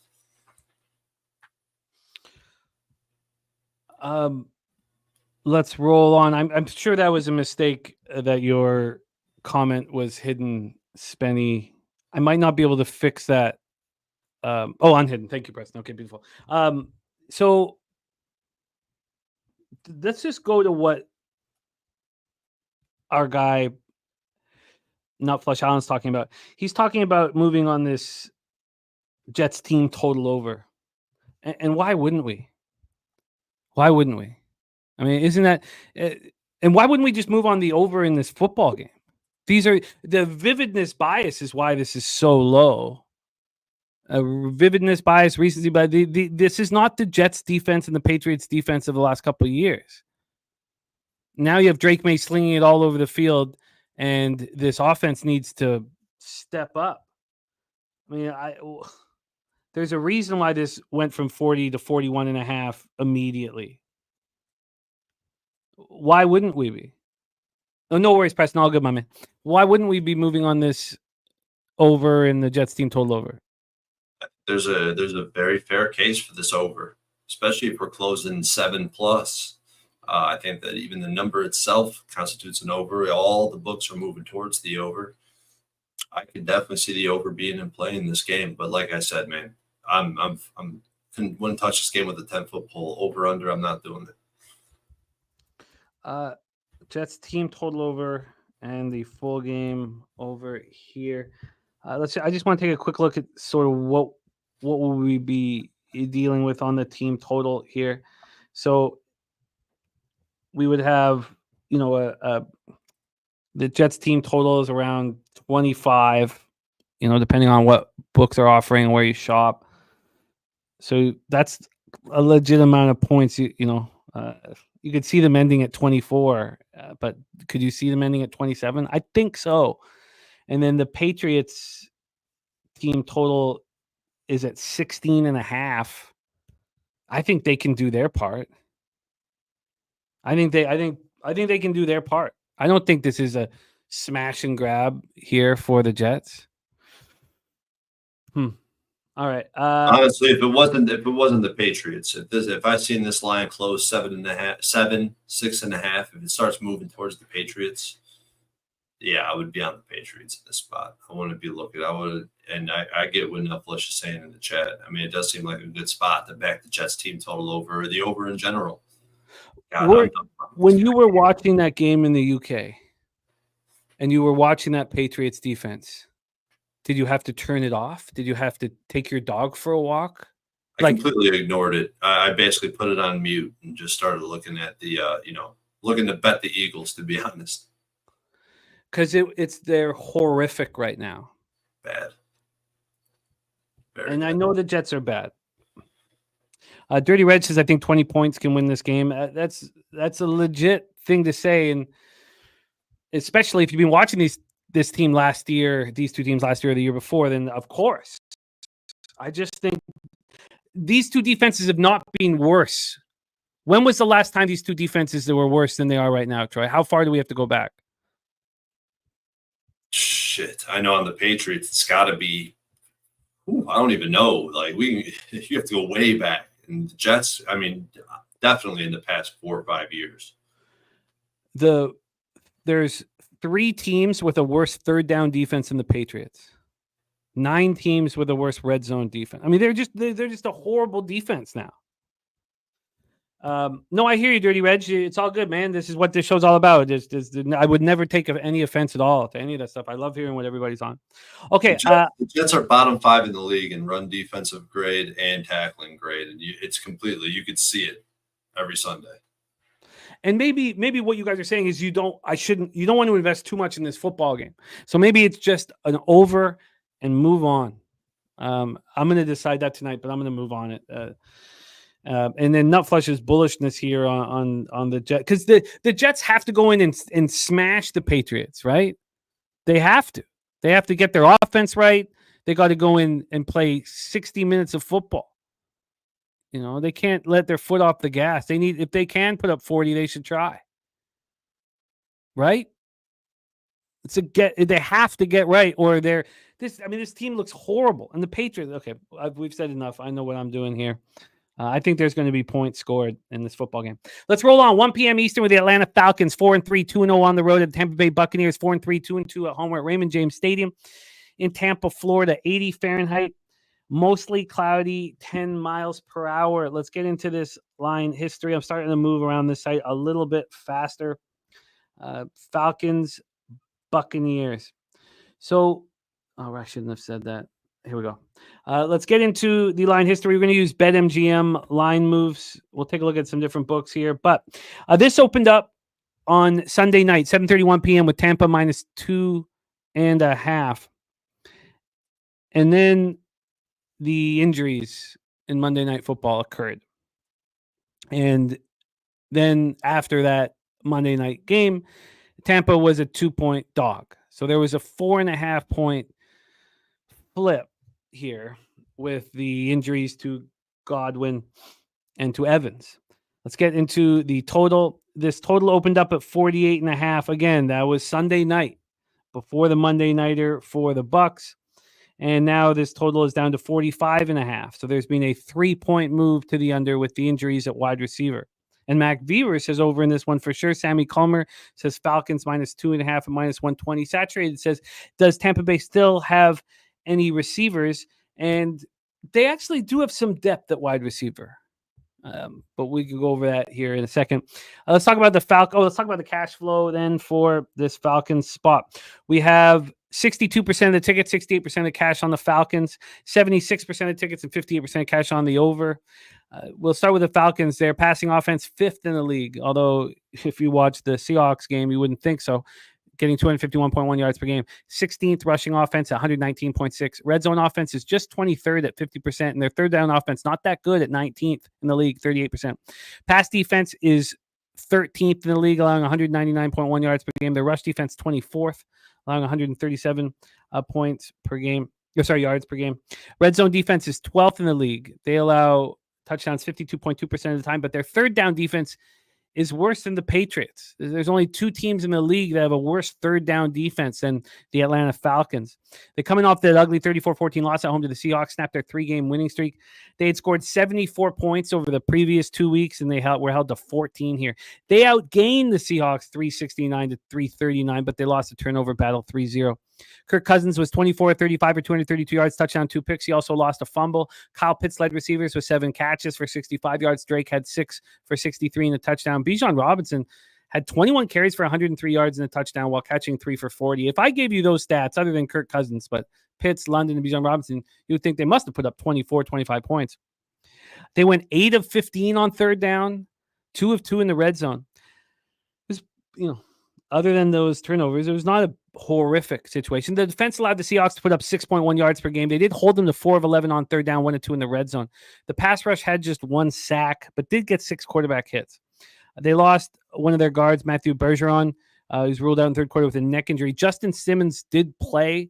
He was questionable. We weren't sure if he was going to play. He had a hamstring injury. He was limited. He did play. Outside linebacker Lorenzo Carter had a concussion, and he was placed on IR. So he was placed on IR before the game. We weren't sure what his situation is, but now we know he's going to be out for a long time. And Troy has talked about the importance of Troy Anderson, and we are seeing it on the football field. So he's missed the Falcons' last 3 games after sustaining the knee injury in the Week 4 win over the Saints. And there is a report saying that he has a good chance to suit up here in Week 8. Let's talk about the Buccaneers. Man, what a costly 41-31 loss at home to the Ravens. Lose Mike Evans and Chris Godwin to injuries. Godwin underwent surgery on his dislocated left ankle today. He's going to miss the rest of the season. And Evans re-aggravated a hamstring injury. They expect him back in Week 11. So we don't need to talk about the passing offense. We don't even need to talk about the offense, really, except for the rushing offense, 8th in the league, 135.1 yards per game. Their running backs are capable of catching passes, and it's going to be very important for Mayfield. Their pass defense has been bad all year, 29th in the league, allowing 254 yards per game. The rush defense is much weaker than we expected it to be, with Vita Vea in the middle, 19th, allowing 132 yards per game. Red zone defense, 13th in the league, allowing touchdowns 53.3% of the time, and their third down defense is 19th in the league, allowing conversions 37.2% of the time. The Baker Mayfield went 31-45 for 370 yards, 3 touchdowns, 2 picks. Cade Otton led receivers with 8 catches for 100 yards. Rachaad White ran 10 times for 40 yards, caught 6 passes for 71 yards and 2 touchdowns. The offense had 481 total yards. They went 11 of 17 on third down and held on to the ball for 35 minutes of the game and still lost by 10 because they couldn't get stops and they kept allowing big plays. Ravens put up 508 yards, 9.4 yards per play, went 4 or 5 in the red zone. Pass rush was weak all night, finishing with 2 sacks, 2 quarterback hits. Then they lose Tyquise Smith to a concussion. He's in concussion protocol. So we watched the Lions rally around the injury to Aiden Hutchinson. It's too bad the Falcons are coming off a horrific performance at home. This Falcons team's undefeated on the road. And now do we expect this Buccaneers team to rally around the injuries to their star wide receivers? And they're also in that home dog spot that's been so horrific. Take it away here for us, Troy. Falcons, Bucks. Man, this Bucks team, I think they might be in some real trouble, man. They can't stop a nosebleed. They only have one good run defender and one good player in the secondary, right? Only one good coverage defender, only one good run defender. They have the 2 worst linebackers in the league. This defense cannot stop a nosebleed. And now offensively, they've been incredible, completely blown away my expectations. But that's going to change in the near future, obviously, with these injuries. I mean, you cannot replace guys like Mike Evans who could just stretch this defense so far, especially defense like the Falcons when you're playing zone defense and you could really pinch down with those quarters that you're playing in cover 3. It's just, it smells like a huge gap between what the Bucks were to what they are now. We're going to see a lot of Baker ball. McMillan needs to rise to the occasion. And I don't know how Tampa Bay is going to move the ball on the ground because they cannot generate any line yards from their offensive line. It's just really bad situation for this Bucks team. And the Falcons, it's hard to gauge what this Falcons team really is. They do have glimpses of glory. they're starting to incorporate Bijan more often in the rushing attack, and I like to see that. But Kirk Cousins is posting the lowest PFF rate of, since his days in Washington 8 years ago. His turnover-worthy play rate is through the roof. And despite all the hype around this offensive line that even I was drawing up that hype, they haven't done their job. Look at the pass sets. I mean, they're getting beat, man. They're one of the worst pass blocking offensive lines in the league through 7 weeks. Now, they are top 5 in run blocking to set that up, but just knowing that, how good of a run blocking team this is, especially zone concepts, this offensive scheme is completely flawed, because when you have the running backs of the caliber of Bijan and Algier, you have this offensive line who's incredible at run blocking. They run the ball only 40% of the time, and I think that is good for 24th in the NFL. So they're running the ball one of the lowest rates in the NFL, and they use play action only 14% of dropbacks, and that's the lowest amongst qualifying QBs. Personally, to me, that's unacceptable, and I don't know if it's because of Kirk's injury where he cannot get depth after he fakes the handoff. I don't know what it is, but something's definitely wrong. And defensively for the Falcons, I mean, this is your prototypical bend but don't break scheme with deep cloud flats, and that zone is going to be getting a little bit tighter now when you don't have Evans giving you the deep threat and you don't have Godwin working the intermediate part of the defense. I really see this being a problem for the Bucs. The number, to me, I just can't imagine that this number, knowing the injury situation, is going to open below 3. It doesn't make any sense. Any model would have this number at least at 3, if not 3.5, 4. So maybe the books are trying to tell us something here. And I don't know what that is because I can't see it. So this is not a game I'm going to be interested in betting. I find a ton of similarities to the Lions-Vikings game. Ton. The whole world's going to be on the Falcons. Now, that will be a little different because we knew a lot of people that were on the Lions last week. But I think it's too bad the Falcons looked so bad last week. I agree. Agreed. You touched on that. I have it in my notes. I skipped it. You touched it. I should have definitely hammered that one home because they look so bad, right? I mean, you want to sell high, not freaking sell low, or not. Yeah, I don't know. Yeah, no doubt about it. With all that being said, I am very interested in the Buccaneers, but I'm going to wait. If this stays at the 2.5, if this doesn't move to 3, I'll find that appealing. And even if this does move, I'll still probably find it appealing. I just maybe won't be able to get over how bad the Falcons looked last week and how seriously they're going to take this game. I'm certainly not moving on this here, but I'm right with Birdie. It sucks that it's a short week, too, for the Buccaneers. Maybe there's enough things that suck, being the Falcons coming off a horrible game and their short week, that I should just stay off. But I did cash my first NBA bet of the year. Feels good, man. Can we have a big season? We got a big season ahead of us? I hope so. Celtics. What'd you have? Celtics minus 5.5. Man, you always fade the team that makes the most exciting changes. Fade them. All right. I'm very interested in the Buccaneers. I'm certainly not going to move on it now. And I may not move on it at all. Let's roll on. Next up, 1 p.m. Eastern with the Green Bay Packers 5-2, 2-1 on the road at Jacksonville Jaguars 2-5, 2-1 at home. We're at Everbank Stadium in Jacksonville, Florida. Jacksonville comes back from their trip in the UK. 79 Fahrenheit on Sunday, partly cloudy, 10-mile-per-hour winds. Let's get into the line history here for this one and figure out the plan of attack. Oh, God, I got too many things up here. Sorry. Let's move this over here. Okay, here we go. Let's go into the line history for this next one, Packers-Jags. This opened up on Sunday night at 5:10 p.m. with the Jaguars plus 5.5.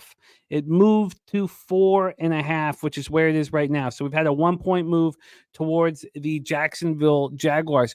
We already heard from Matty Ice, star of the Taint play of the day, and he said this: I want to give out my favorite NFL play for week 8. Jaguars plus 4.5. Also bet them on the money line. And he says, good luck. Hope you all cash. Shout out to our guy, Matty Ice.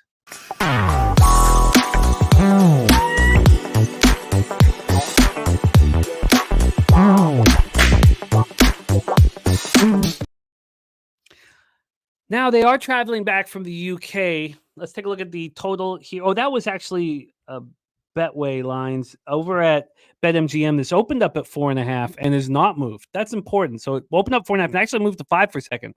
So at BetMGM, it hasn't moved. At Caesars, this opened up at 3.5 as a look ahead.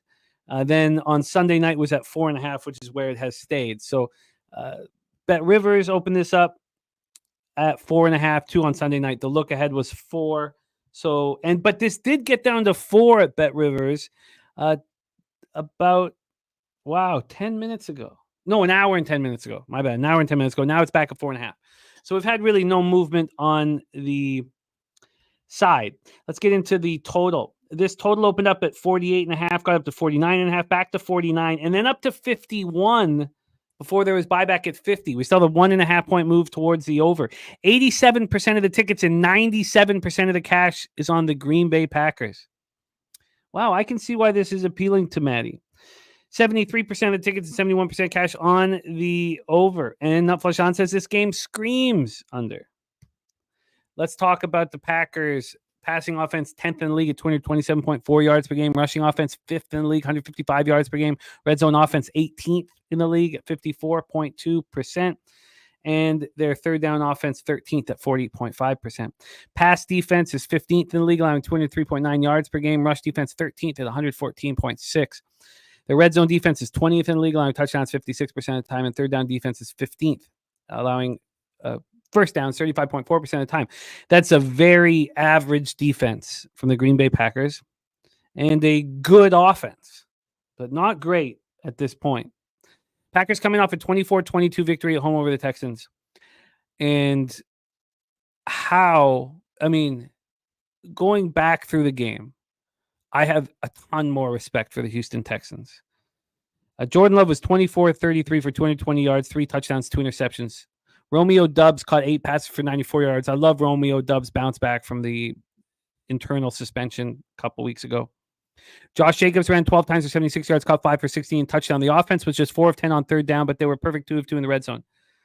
The Packers should have been able to take advantage of a Texans team that was missing 5 defensive starters. 5. What does that tell you? That the Packers aren't that good, or the Texans have a ton of heart? I'm not entirely sure yet. I need to sit with it longer. So, of course, Mario Edwards, the suspension. He's got the 4-game suspension. Azeez Al-Shaair, who I think is just an excellent linebacker. Henry Ta'o. Kamari Lassiter, cornerback, safety, Jimmy Ward, all out with injuries. That's on the defense. They also didn't have Nico Collins, who's on IR. Robert Woods, another receiver and punt returner, Steven Sims. And the Packers couldn't take advantage of it. Packers had to win on a last-second field goal. The defense was excellent. They held C.J. Stroud to a career-low 86 yards passing. They held the Texans to 197 yards and 3.4 yards per play, and they needed a last-second field goal. Texans were just 4-13 on third down and 2 of 4 in the red zone. And, King TL says, I'm going to take the Packers in this one. I don't want you to take a King TL. But the more I'm sitting with this, the more I hope non-pub sports radio backers take the Packers, because I think Matty Ice is right. Now, I'm not going to take the money line, and I do have some concern about the Jags coming back from the UK, but how do they just barely get past the Texans? It makes no sense. Shout out to Markel in the house. Sammy also saying that the books will need the Jags. Big Fat Jack says Jaguars. Interesting. Wow, this is why this show is so much fun. Let's talk about these Jaguars. They're not to be trusted. I get it. 19th passing offense, 201.6 yards per game, 12th rushing at 124.3. Red zone offense, 23rd at 50%. Third down offense, 24th at 34.2%. That's not the problem. The problem is their defense. Their red zone defense is the worst in the league. They allow touchdowns 78.3% of the time. Their passing defense, only one team allows more yards than the 273.9 yards per game they allow. Their rush defense is good. 6th in the league, allowing just under 2.6 yards per game. But when the opposition knows that they can throw the ball on you, I mean, how much running are they going to do?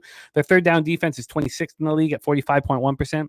They returned to America after a crucial 32-16 win in game 2 of their UK trip over the Patriots. Trevor Lawrence, 15-20 for 193 yards and a touchdown. Brian Thomas Jr. is looking stronger and stronger every game. 5 catches for 89 yards. Tank Bigsby, 26 carries for 118 yards and 2 touchdowns. Etienne expected to return from his hamstring injury this week, but looks like he'll be backing up Bigsby. Their offense was 6 of 10 on third down, 3 of 5 in the red zone. Now we know now that the Patriots defense is garbage, but the Patriots they held the Patriots to 38 yards rushing. That's it. And yet the Patriots still went 6 of 12 on third down and 2 and 2 in the red zone. This pass rush looks soft, but they managed 2 sacks and 2 quarterback hits. Now, Foye Oluokun, their linebacker, has returned to practice off the injured reserve list Tuesday. And he's not the only one. They opened up the window for their safety, Andrew Wingard's 21-day practice window. So maybe Wingard doesn't come back, but Oluokun is going to be a big help to this defense. I think Matty Ice is right.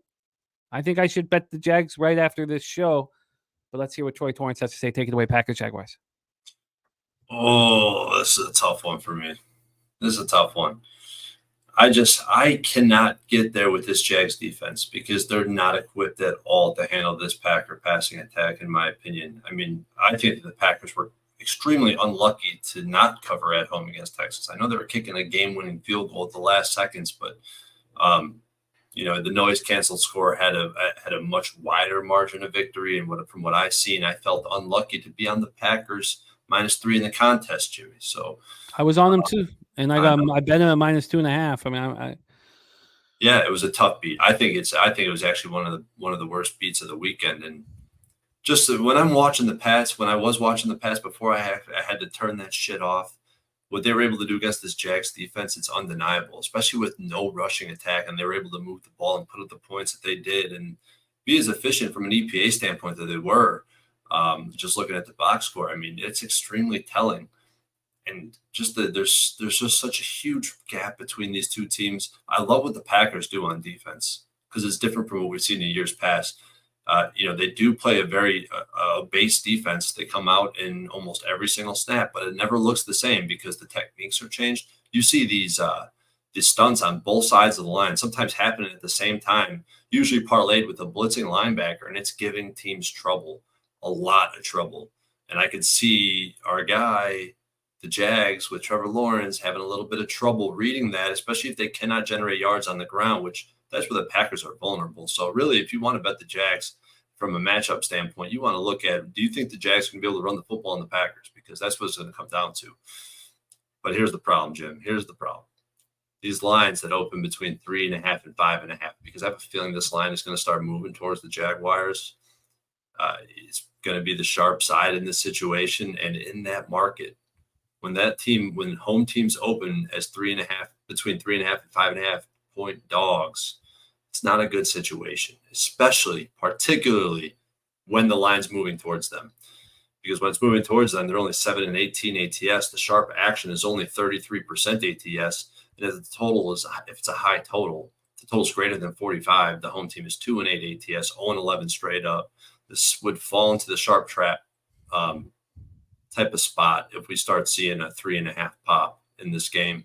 And that's what I'm waiting for. I'll be on the Packers gladly. Like, this is just a market I'm going to continuously bet and fade the sharps. And this was the same market that got you on the Eagles and the Ravens.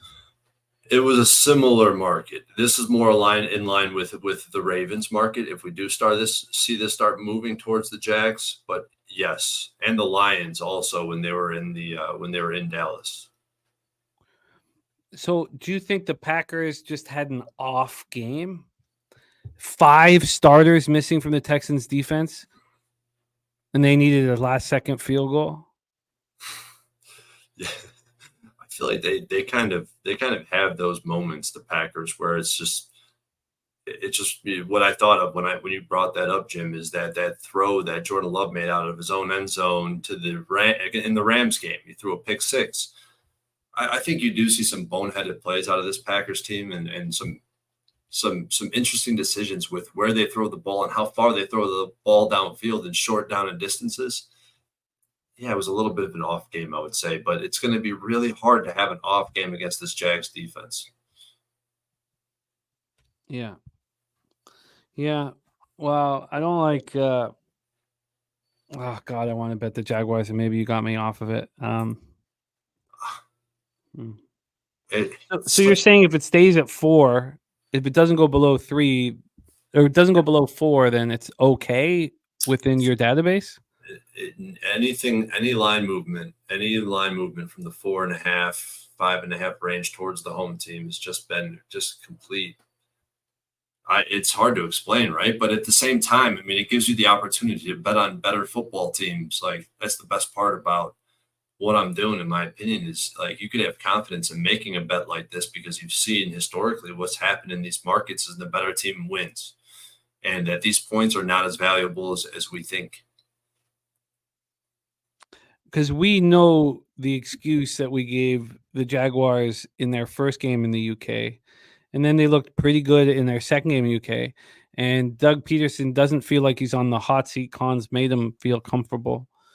How bad is this Jaguars team? Are they a 2-5 football team? Are they a team that's going to win 6 games this year max? Or are they an okay team that might win 8 games this year? I think they're a really bad football team. I think the offensive scheme is flawed. I think Trevor Lawrence is not as good as people thought he would be coming into the NFL. I think the defense is underperformed now that, they're getting some of their secondary pieces back. We'll see if that develops into anything, but they've just been a complete pushover on defense that I would trust Jordan Love and this Packers team to move the football and LaFleur have them ready to go. Now, the problem is they have the Lions on deck, and that's a huge problem. That's a huge problem because in theory, this is a clear look ahead, fade the Packers type of spot off of that win last week with the Lions on deck. Gorky says you traveled to North America from Europe. You live a day twice. And then, of course, we remember what happened last year. And Birdie, going over what happened last year. Last year, the same thing. They were in UK for the 2 weeks. People were like, oh, it's not going to be a good spot for them coming back. And they destroyed the Colts. I think that was their last win, wasn't it? Like, that was like their last win of the season, I think. Yeah, it might have been. But in this same situation, they were fine. They're used to this stuff. And okay, well, you've given me food for thought here, but God, I find the number appealing. Okay, I'm very interested in the Jaguars. Okay, and Purdue's saying that the Jags also own the Colts. So yeah, no, that's completely legitimate. And if it ain't foreign, it's born, says Trevor Lawrence, most overvalued quarterback in the NFL. Let's roll on to those Colts. 1 p.m. Eastern, Indianapolis Colts 4-3, 1-2 on the road to Houston Texans, 5-2, 3-0 home at Energy Stadium in Houston, Texas. Let's get into the line history here. We have another big favorite. The Texans open up at -6.5. Within 6 hours, this went back to 5.5 and then jumped back up to 6.5 again. Then it did bounce back to 5.5 once again. It did that yesterday at 3:34 p.m. Back up to 6.5, and now it's at 5.5 again. So we've had a 1-point move towards the Indianapolis Colts. And again, that was that way. So let's go over to BetMGM. BetMGM opened this up with Texans -6. Their first move was to 6.5. They're just back at 6 right now. So BetMGM's at 6. Caesars Sportsbook is at 6. Bet Rivers is at 5.5. That 5.5 is juice to the Texans. Then we have the total opening up at 47.5, dropping down to 46, bouncing back up to 46.5, and closing at 40 or ending at 46. That's at Bet Rivers. Bet MGM, this total opened up at 47.5, dropped down to 45.5. So it's at Bet MGM, it's down to 45.5 right now. So it's a 2-point move towards the under. Interesting. Let's take a look at the cash flow. Drewski says, for some reason, CJ only play better at home. CJ is missing an absolute monster in Nico Collins. There was no better wide receiver in the NFL through the first 5 games of the year. We have 80% of the tickets, 91% of the cash on the Texans. We have 23% of the tickets and 38% cash on the under, and the line's moving in that direction. And I get why it is. Let's start with the Colts. Passing offense, 17th in the league at 206.3 yards per game. We know it's better with Flacco at quarterback. Rushing offense, 14th in the league at 123 yards per game. We expect Jonathan Taylor to be back this week. Now, we'll go over that a little more. Red zone offense, 18th in the league, 54.2%. Third down offense, 11th in the league at 40.9%. This Colts defense is being really bad. Pass defense, 23rd. They allow 221.1 yards per game. Only one team in the league allows more rushing yards against them. Colts allow 159.9. Red zone defense is 25th. They allow touchdowns 63.6% of red zone visits. And their third down defense is 25th in the league, allowing conversions 44.6% of the time. Colts coming off an ugly 16-10 win at home over the Dolphins. It was Anthony Richards' first game back after a 3-game absence with the injured right hip. He did not look good. 10 of 24, 129 yards, no touchdowns, no picks. He also ran 14 times for 56 yards. He also fumbled. Birdie is on the Colts +6. Rams, Jags, Colts for him. And I get it. I get it. I really, really do. I really do. Pittman led receivers with 3 catches for 63 yards. Tyler Goodson looked pretty good with Jonathan Taylor out with a high ankle sprain. Tyler Goodson, 14 carries for 51 yards, touchdown. Steichen on Monday said he's optimistic that Taylor will resume practicing this week. He knows how important this game is against the Texans. And remember, I have the Colts to make the playoffs at +140, which isn't looking that bad at 4-3. But when you would prefer to have Joe Flacco quarterback, it's probably not that good. Big Fat Jack says Texans absolutely smashed the Colts. I don't know how they do with their injuries. I don't know how. I mean, no one's questioning whether they're a better football team, but all of a sudden you take all these key players off of the Texans and it becomes a little more even. So the Colts offense put up 284 total yards, 4.7 yards per play, 4-13 on third down, 1-3 in the red zone. They weren't good. They were fortunate that they were going up against the Dolphins' lackluster offense without Tua Tagovailoa. The defenses looks much stronger with Kwity Paye and Kenny Moore back. And do you know who's expected to be there this week? DeForest Buckner. Now, you'll have to follow the practices here, but that's one hell of an addition to the core. Passing rush finished with 2 sacks, 5 quarterback hits, held the Dolphins to 6 of 15 on third down, 1-3 in the red zone. Let's talk about the Texans. Their passing offense, 9th in the league, 27.6 yards per game. Well, we know it's not that without Nico Collins out there. Their rushing offense is 15th in the league, 122.1 yards per game. You could say it's a little better than that with a healthy Joe Mixon. That's fair. Red zone offense is 4th in the league at 70%. Again, taking some big pieces out. It was just Nico, man. He's so tall and big and fast. He's just perfect. He's a perfect wide receiver. Their third down offense, 14th in the league at 40%. Their pass defense, 4th in the league, 167.7 yards allowed. Their rush defense, 8th, allowing 109.3 yards per game. Their red zone defense, this Texans red zone defense, is 3rd worst in the NFL. They're allowing touchdowns 72.2% of the time, and that's not going to change without all these monsters in the lineup. Their third down defense, 13th in the league at 34.8%. Coming off a 24-22 loss to the Packers on the last second Green Bay field goal, time expired.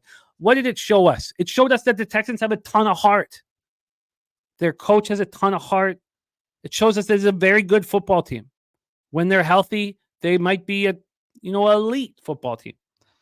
They were missing 5 defensive starters. Mario Edwards with the suspension. It's a 4-game suspension for violating the substance of abuse policy, substances of abuse. He'll be eligible for reinstatement after the Houston game against Detroit on November 10th.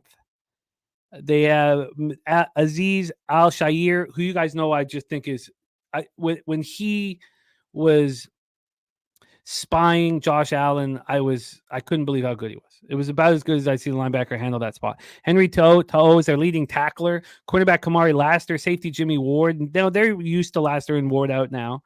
Robert Woods and Steve Sims. Now, they could get a lot of these guys back other than Nico Collins, who's on IR, and Mario Edwards Jr.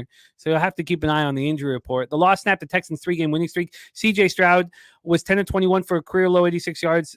Look, he still got them the opportunity to win the football game, but I think that's what we're going to get used to, because Stephon Diggs might not be a number one anymore.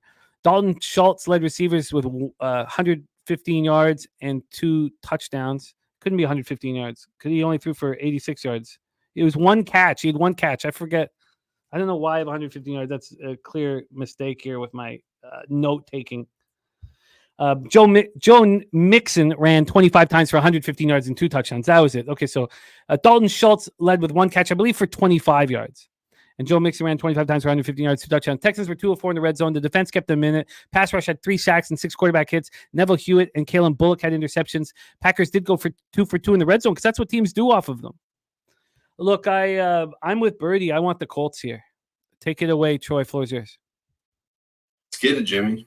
I agree with you completely. Clearly, there's something wrong with this Texans team. Obviously, you have a lot of injuries going on, but week after week, even dating back to week 1 of this season, we continue to see subpar performances. No Nico is a huge problem. Stroud, 10 for 21 for 86 yards. What the? Completely mind blown by that statistic. If it weren't for Joe Mixon, surprisingly, this past week, along with some turnovers, they would have gotten dubbed. They won the turnover battle 3-0, but they still lost the game. Now that right there is truly unacceptable. And what I see is their offensive game plan consists of routes that take way too long to develop. Parlay that with a pretty bad offensive line because they haven't been performing, and you're going to run into some issues. And not only on the other hand, you got the Colts, who I think were also lucky to win that game, incredibly lucky to cover the 3. And I went from extremely bullish on the Colts prior to the season to extremely bearish. And I don't know where I'm at right now because they are getting DeForest Buckner. They're getting Jonathan Taylor back, and those are big pieces to add. They caught a break this past week, but, I mean, they have 2 glaring issues. You have Anthony Richardson, who's been not performing at an NFL caliber, and you have this defense, which sits in cover 3 and apparently refused to mix things up. As long as those 2 variables don't change, it's hard to take this team seriously in the long run and being true competitors. But despite my dismay for the Colts team, they're the only way I'm looking in this matchup. They're getting Buckner. They're getting Taylor. That's a big deal. The Texans are obliterated with injuries. No Nico being the biggest missing piece. And they always give this Texans team a good game. They went to Houston last year and smacked them. And look what the Texans have done this season. They haven't won a game by more than 6 points outside of 1 game against the Patriots with a rookie in his first start. I already moved. I moved on the Colts +6 at -110. I'm considering a play on the money line because here's the 6, and it looks like it might start ticking down into that 5.5 range. And my hand will be forced to play the money line with the Colts. Close my eyes, make a bet. Yeah, I'm right with you. And there's cappers on the other side here, and I get it. I can understand it, but and you guys, the Texans can get healthier this week. They can, and that would be extremely helpful for them. But the Nico Collins being out is the biggest part of this football game. Now, you could say, no, the biggest part of this football game is that Anthony Richardson is not good enough to get you a win on the road in Texas. And that would be a valid statement. But I'm going to be on the Colts as soon as the show is over. I'm not going to mess with the money line. That concludes 1 p.m. action. Let's move into 4:05 p.m. action. We start with the New Orleans Saints, 2-5, 1-2 on the road at the Los Angeles Superchargers, 3-3, 1-1 at home. SoFi Stadium in Inglewood, California. Let's get into the line history here and the cash flow, and then lock this one down. Chargers at home against the beat-up New Orleans Saints. What a difference a month makes in this league. God, Kubiak looked like an absolute genius, and now there's nothing he can do. The Chargers open up a -7.5 at +100 at Betway. BetMGM, they open -7 at -115. It moves to 7.5 at -110. So we have a half-point move towards the Chargers, a team that might have difficulty winning by margin, but maybe not against these guys. This total went from 39.5 to 40, a half-point move towards the over. Let's get in the cash flow here for this one. We have 56% of the tickets and 53% of the cash on the New Orleans Saints. Surprised. 89% tickets, 89% cash on the over. Let's go. Great job, Not Flush. Great job, my man. I love it. So here we go. Start with the Saints. Oh, did we do the cash flow? Sorry. Yes, we did. We just did it. Okay, let's go into the Saints first. We don't need to talk about their passing statistics, really, as they're being such a Jekyll and Hyde performance. I don't know if it helps us. Now there is a chance that Carr comes back from his oblique injury. Dennis Allen said that he had a throwing session on Monday, and he threw again today. And then they're going to assess his status for this game. And the big surprise was that Spencer Rattler is going to be the starter if he's not available, despite how bad he looked. And then Jay Kaner coming in looking much better. It's still going to be Spencer Rattler that will be at quarterback here. We can talk about their defense, but I don't even think those stats help either. You take Werner and some of these players off of the defense, and they're horrible. So I don't know if we need to go into the Saints statistics right now with the roster that they have out there. Let's talk about Rattler. He was 25 for 35 for 172 yards and an interception. He also ran 5 times for 34 yards. He lost 2 fumbles. Hainer came in, went 3 of 4 for 38 yards and a touchdown. Rashid Shaheed out for the season. Olave still in concussion protocol. I don't know if he gets out of it. He's had quite a few concussions now for the young receiver. Mason Tipton and Cedric Wilson stepped up. Wilson led receivers with 56 catches. Fifth. Fifth is God. Sorry. It was a long day of note-taking. I'm guessing it's either 5 or 6 catches for 57 yards. Let's say 5. Mason Tipton had 6 catches for 45 yards. Alvin Kamara was an absolute no-show. There's some about Alvin Kamara. When the Saints are going well, he's a superstar.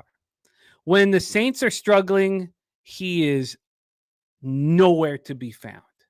There are certain football players who step up when their team needs them, when their team's broken and battered, you see them step up. This is not one of those guys. His team is losing.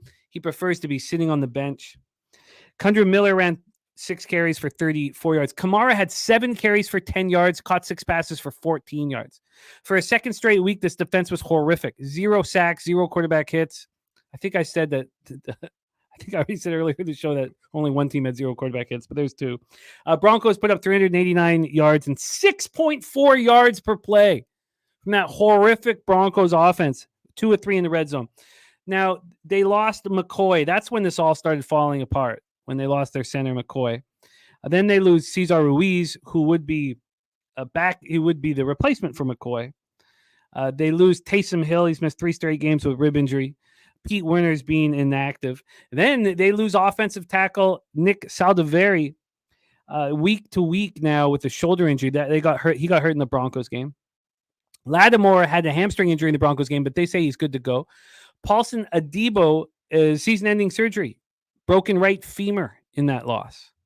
So this team is getting worse. It's battered. Worse. Let's talk about the Chargers. Passing offense, 24th in the league, 183.7 yards per game. Rushing offense, 18th at 116.3 yards per game. Their red zone offense, only 2 teams are worse. They get touchdowns 38.5% of the time. They just don't have weapons. Their third down offense, 7th at 42.5%. Their pass defense, their defense is strong. Pass defense, 9th, allowing 184.2 yards per game. Their rush defense, strong, 9th at 111.2 yards per game. Red zone defense, 7th. They allow touchdowns 45.5% of the time. And their third down defense is 16th, allowing conversions 36.5% of the time. Chargers are on a short week after a disappointing 17-15 loss at Arizona on Monday night. Herbert threw for 349 yards. I mean, by far the most that he's thrown this year. And they put up 395 yards and 6.2 yards per play, and they get into the red zone 1 time. 1 failed attempt there. So this Chargers team has now gone 16 straight drives without a touchdown. What's the cure to that?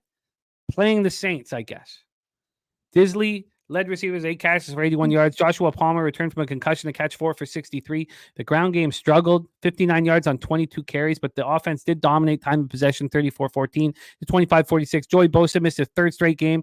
Chargers pass rush did nothing. 0 sacks, 1 quarterback hit. Taylor Tart had an interception but promptly fumbled it right back after a 4-yard scamper. The defense held the Cards to just 2 of 7 on third down, 1 of 2 in the red zone. Dicker, the kicker, kicked 5 field goals, one of them 59, tied the franchise record for distance. Hayden Hurst was inactive with a groin injury. He's listed as questionable this week. Quentin Johnson still dealing with an ankle injury. He's listed as questionable. And DJ Shark has not been activated from IR. We thought he was going to. They hope to activate him this week, but I couldn't get any more information on that.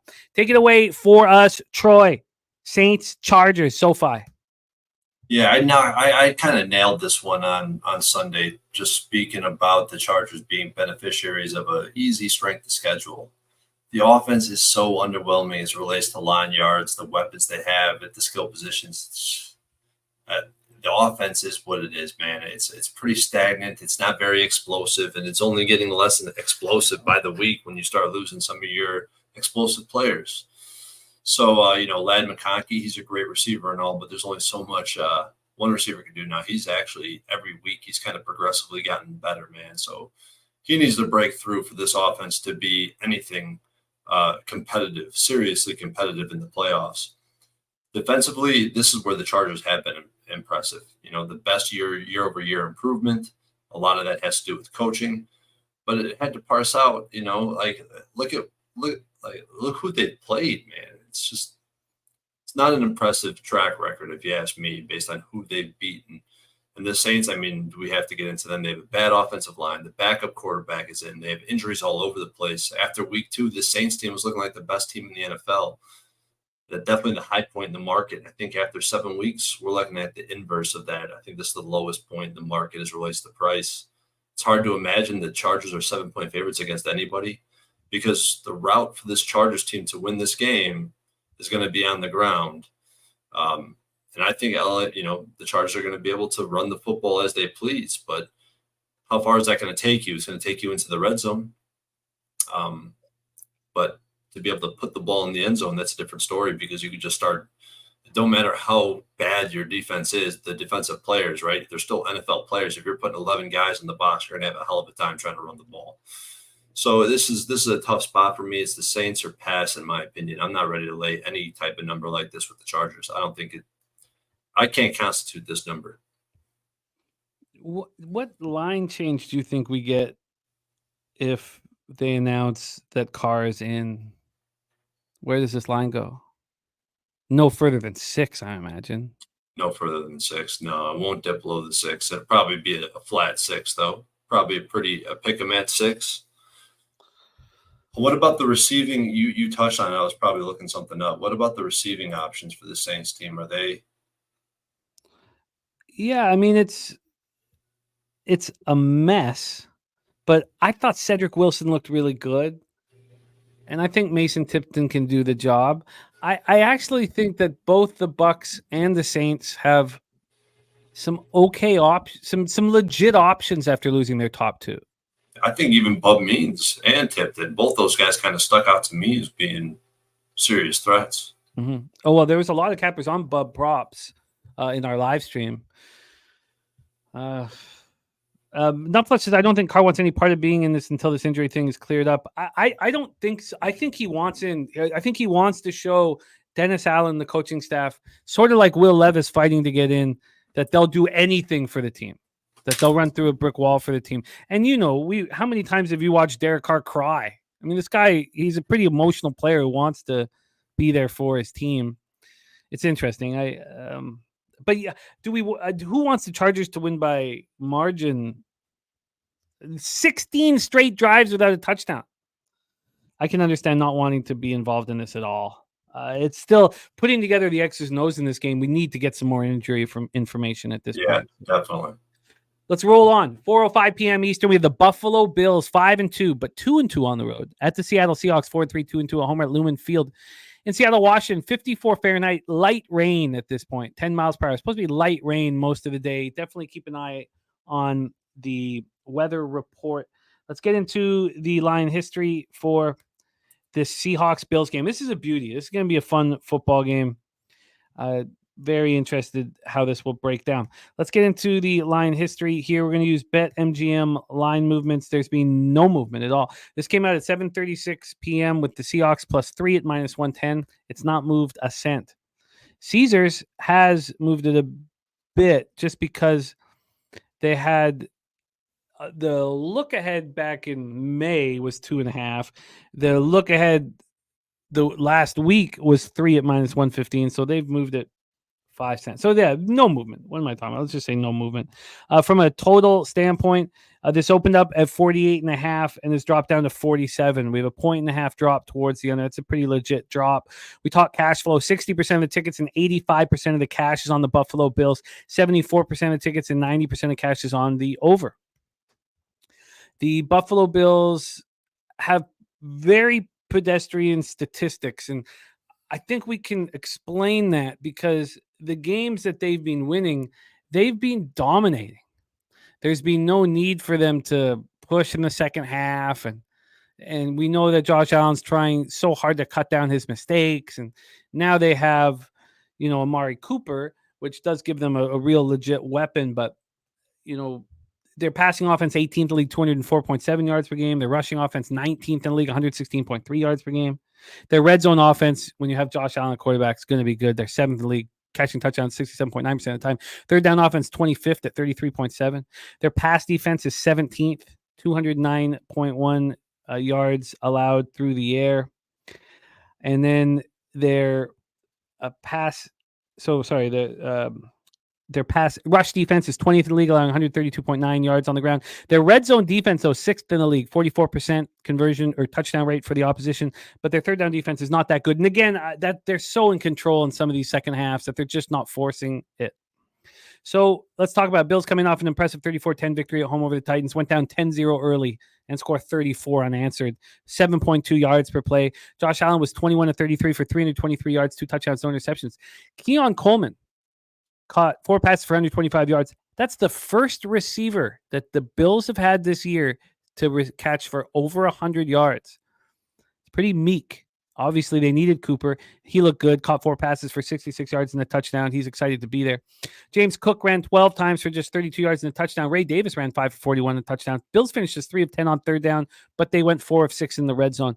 And the defense looked really strong. Pass rush had 3 sacks and 11 quarterback hits. Held the Titans to 1 of 3 in the red zone. DeMar Hamlin got another interception. Curtis Samuel left after the first quarter with a shoulder injury. And Terrell Bernard didn't return after hurting his ankle in the third quarter. Both are listed as questionable.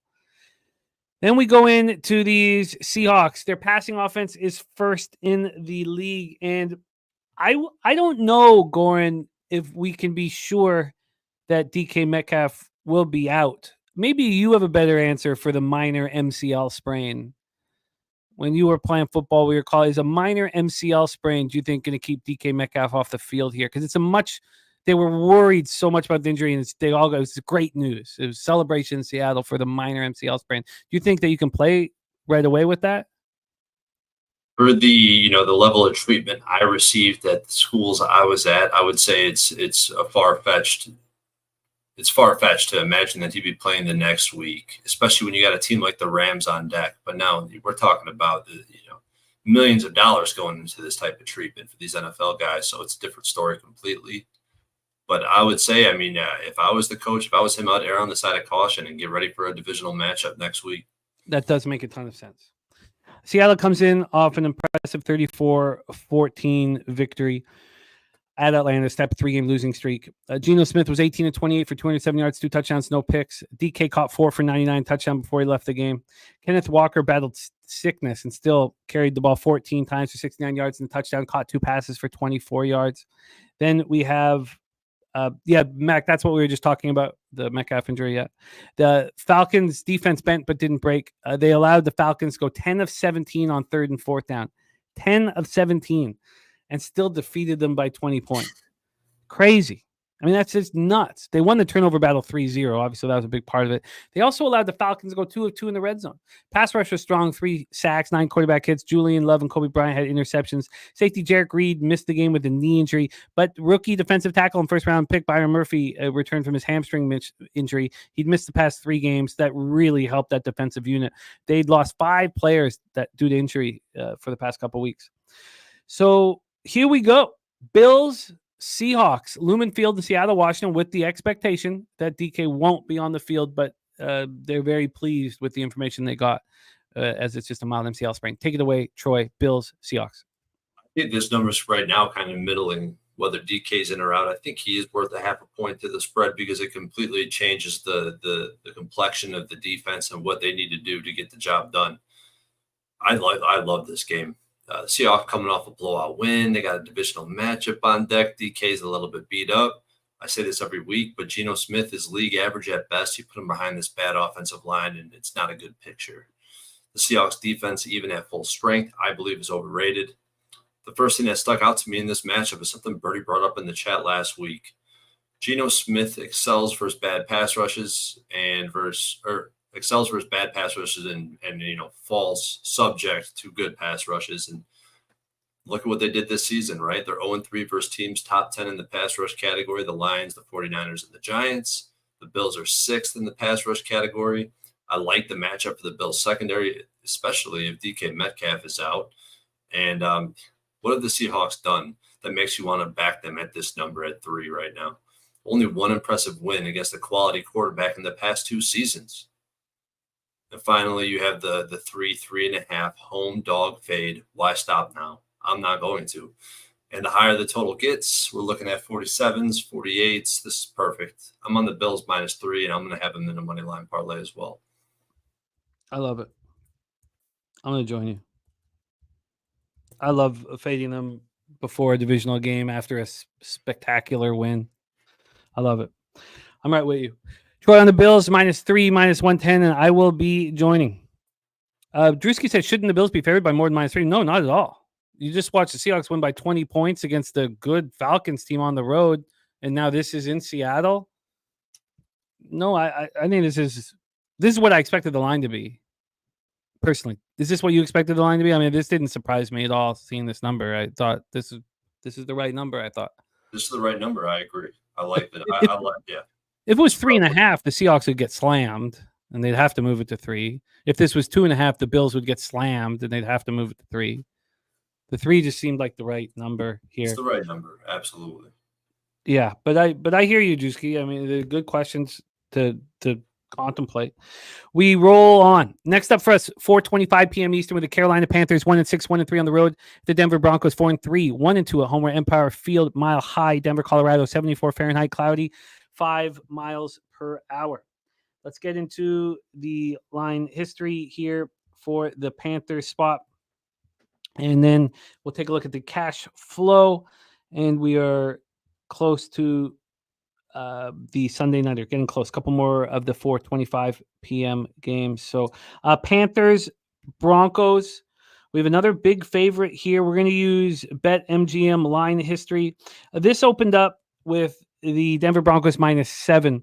In 6 minutes, this moved to 7.5. And then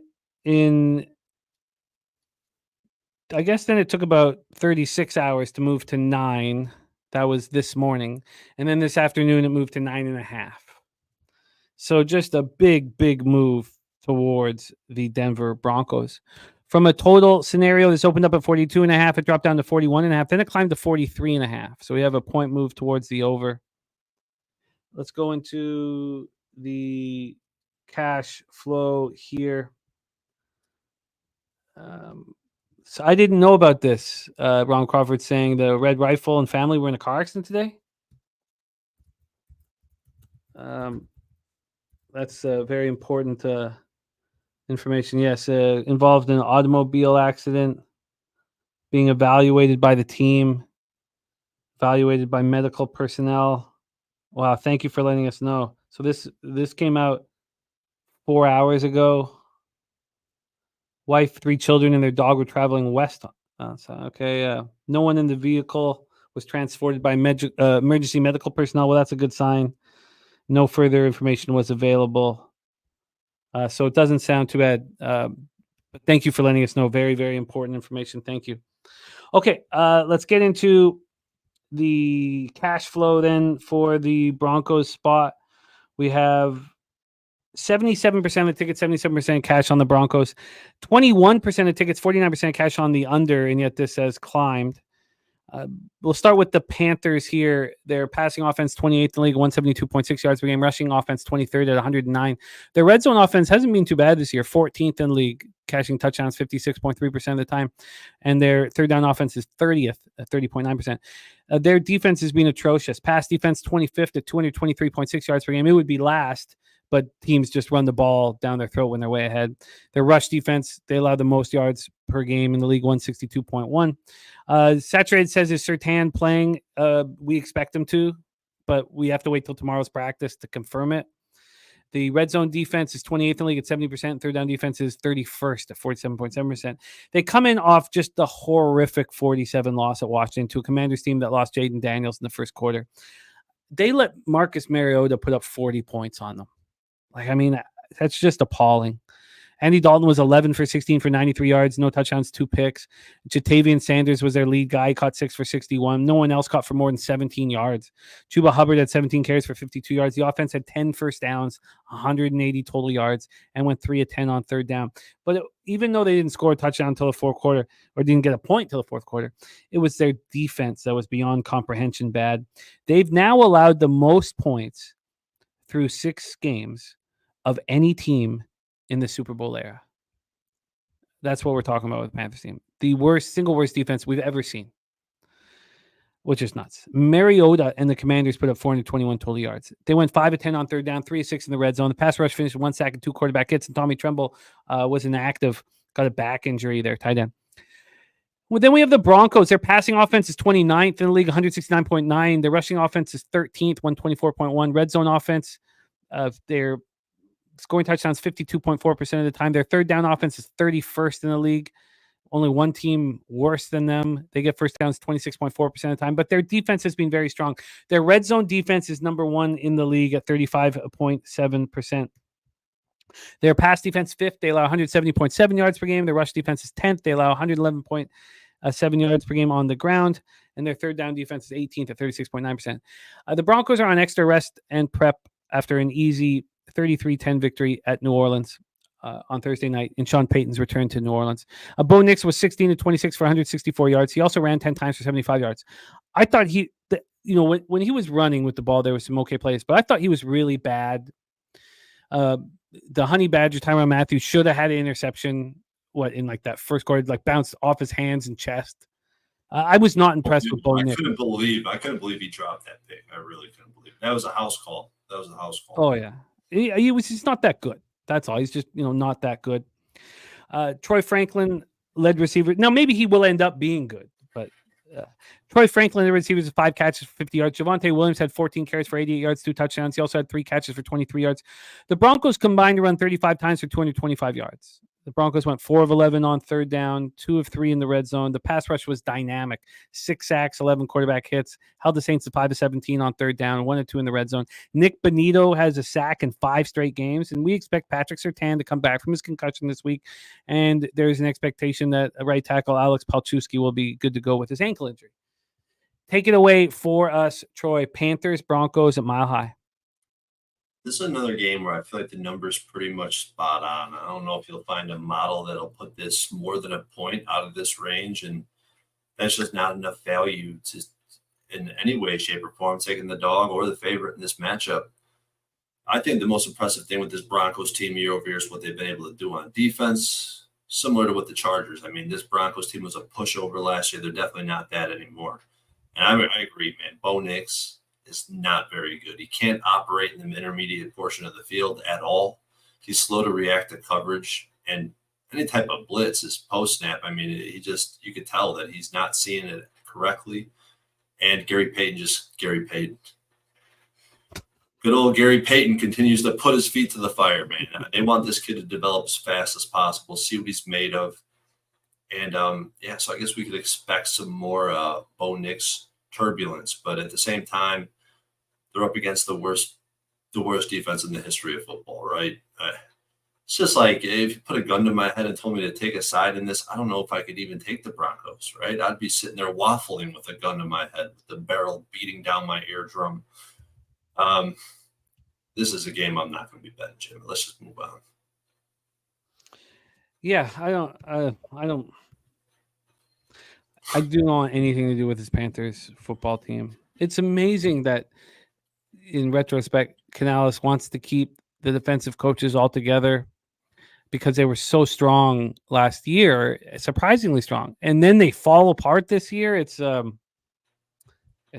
absolutely wild, wild. And I don't want the Broncos to win by margin here in a 9.5. Saturated says that first half -6.5 sure looks appealing.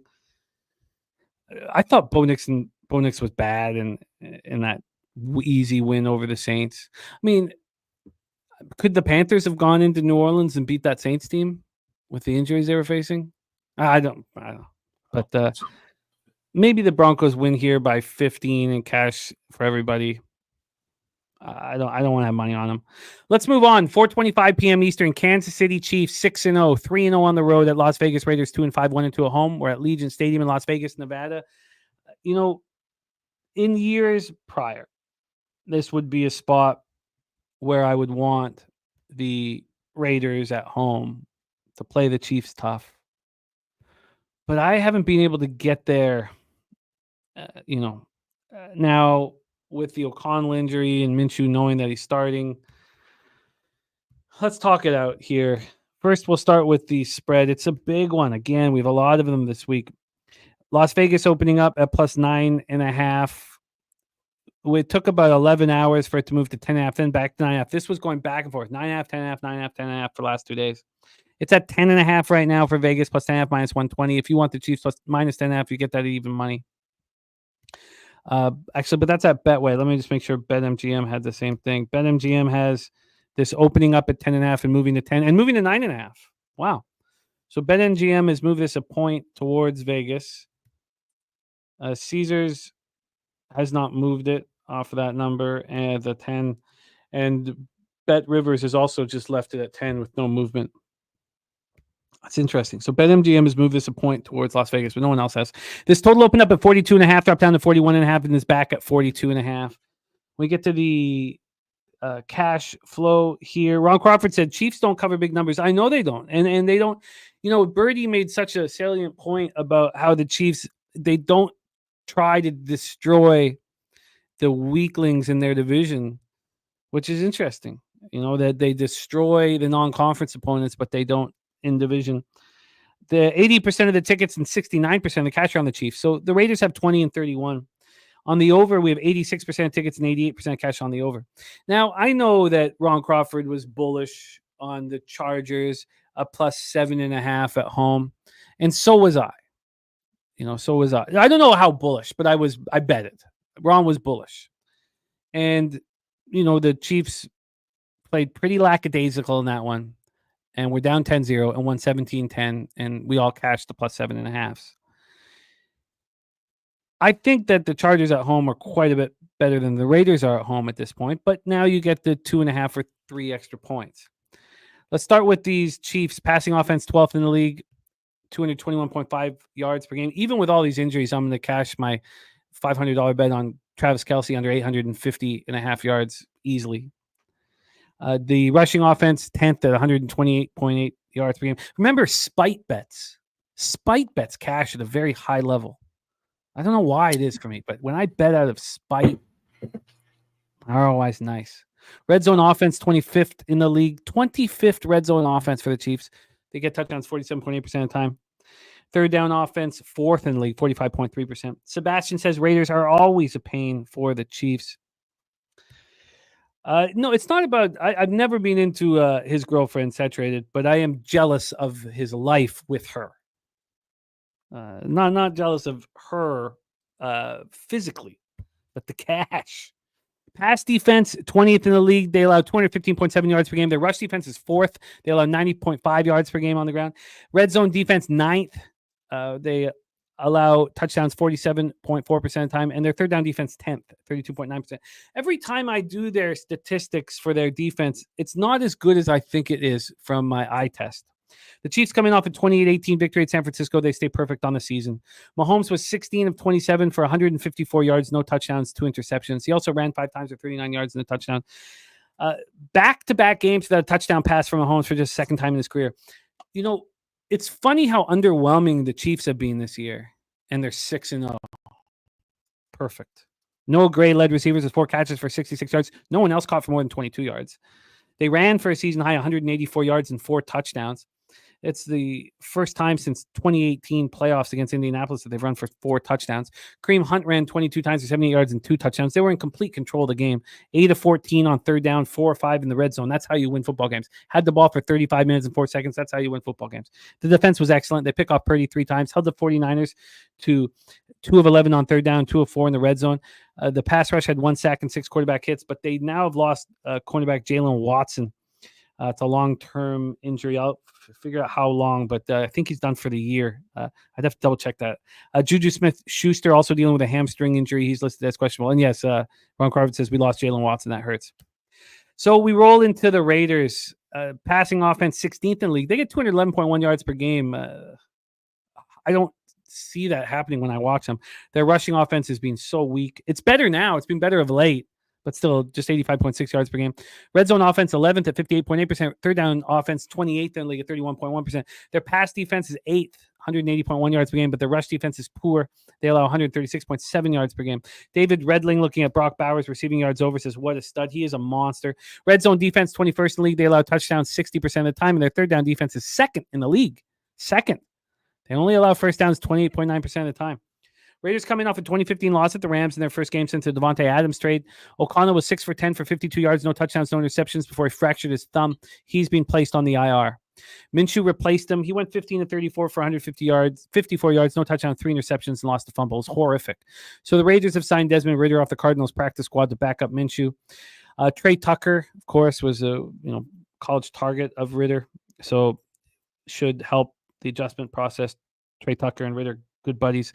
Tucker caught 3 passes for 36 yards against the Rams. Brock Bowers, as Dave Redling is talking about, led receiving group with 10 catches for 93 yards. Jacoby Myers has missed 2 straight games with an ankle injury. He's listed as questionable to return this week. They need him. And Alexander Madison's coming off his best game in the Raiders uniform by far. They ran 23 times for 92 yards, caught 3 passes for 31 yards. The offense looked bad, just 4.2 yards per play. That's horrible. 3 of 15 on third down, 0 of 2 in the red zone. The defense kept them in it, held the Rams to 259 yards, held Stafford to 154 yards passing. That's the lowest total in 4 seasons with the Rams. The pass rush struggled. Crosby had the lone sack. Trayvon Moehrig was the only other player to get a hit on Stafford. They had just 2 quarterback hits. Nate Hobbs had an interception. That secondary looks pretty strong. Harrison Bryant, their tight end, went to the locker room in the third quarter with an elbow injury. He's listed as questionable to go this week. And Dylan Parham missed the Rams game, and is listed as questionable to go this week. Juju is out with the hamstring injury, says Ron Crawford. Take it away for us, Troy. Is this a spot where you have interest in the Raiders as double-digit home dogs? Well, as I've told you, Jimmy, I just don't know how to portray myself anymore when it comes to talking about this Chiefs team. Any fan of this show knows my sentiment towards this fraudulent team, who I don't believe deserved the last 2 Super Bowls they won. The elites want to piss on our leg and tell us it's raining. They want to shit in our face, take the time to sit there and smear it as we stand there and just take it. It's like if you're when you're younger and you're getting bullied. Maybe it's a sibling that's bullying you, just embarrassing you, just picking on you. You just can't do nothing about it, whooping your ass. And there's just nothing you could fucking do, not even cry to mama. And it's a problem, man, because I can't even watch this shit no more. I'm not even gonna lie to you. Like, even with the quantifiable favoritism they've been getting, after being exposed over and over, a lot of people talking about it, social media's pumping with Chiefs fucking sentiment and the Zebras loving them. It's just like, oh man, the league just scoffs at us, man. It's terrible. I don't even want to talk about it, man. It's a Raider spot or it's pass. It's not the Chiefs, man. Fucking database agrees, bro, but I'm not betting it. I'm not even watching this team no more. Like I said on Sunday night, I won't even watch the playoffs. Like, if this Chiefs team makes a run, they don't deserve it. I'm sick of watching it. We got back from my son's hockey, and I didn't want to watch it. I was like, I don't want to watch it. I've seen the story. But here against division, how do you compare this to that the Chiefs at Chargers spot? Do you see the similarities? Am I tying it too closely to that game, or are the Raiders quite a bit below the Chargers at home? I think the Raiders defense is well below the Chargers. And the reason being the defense. Like, I don't think the Raiders have a stiff enough defense. And that's why we see it. I mean, it's reflected in the number. That's what I think the discrepancy is between the 7 that we were seeing with the Chargers and the 10 we're seeing here. And, actually the last time I bet the Chiefs was on Christmas Day of last year, which just so happened to be the day the Raiders won outright in Arrowhead. God damn it, Jeff. Like, I'm ready to move on. Like, we saw Minshew. You know what this Chiefs team does to me, right? You know what they've done to me. I'm a 49ers fan.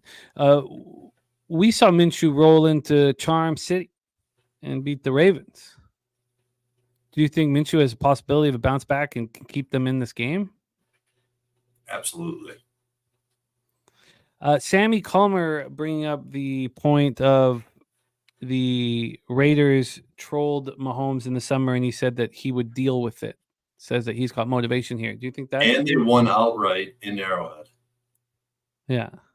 So does that make you think that Mahomes may want to put on a little show? Mahomes fucking sucks, man. His numbers are terrible. He sucks. Sucks might be a little much. Sucks might be relative to how he's perceived by the betting industry. Yeah, he's being perceived as the greatest quarterback of all time, which I couldn't agree more with. But after watching this season, like, this guy is not playing well. I wonder if there is a non-public quiet bet made by Troy on the Raiders. Somebody just keeps to himself. Big Fat Jack says, all Andy Reid, man. He wants as many Super Bowls as he's eating cheeseburgers. Andy Reid has done just a hell of a job. Let's move on here. I do find the Raiders appealing. I want to see if Ron moves on the Raiders. I want to, some of the guys who know this Chiefs team inside and out, I want to see if they do it. But I'm not going to lie. I have some interest in the Raiders. I'm certainly not betting them tonight. Let's roll on. Next up for us, we have 4:25 p.m. action. This is the last one before the Sunday nighter. 4:25 p.m. action. Chicago Bears 4-2, 0-2 on the road. At the Washington Commanders 5-2, 3-0 at home. We're at Northwest Stadium in Landover, Maryland. 59 Fahrenheit, sunny, 7 miles per hour. Sammy Culmer giving us a final score, by the way, of the Chiefs 28, Raiders 10.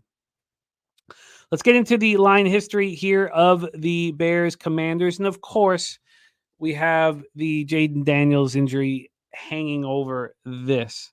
The last thing that we heard was Quinn talking about the spot here. He is hopeful that Daniels will be able to play on Sunday. So there was talk of this being week to week. He wasn't going to play. It's a rib injury, and we don't know at this point whether he will play. We know he wants to play. We got to keep an eye on the line, and we got to keep an eye on whether or not he will be in.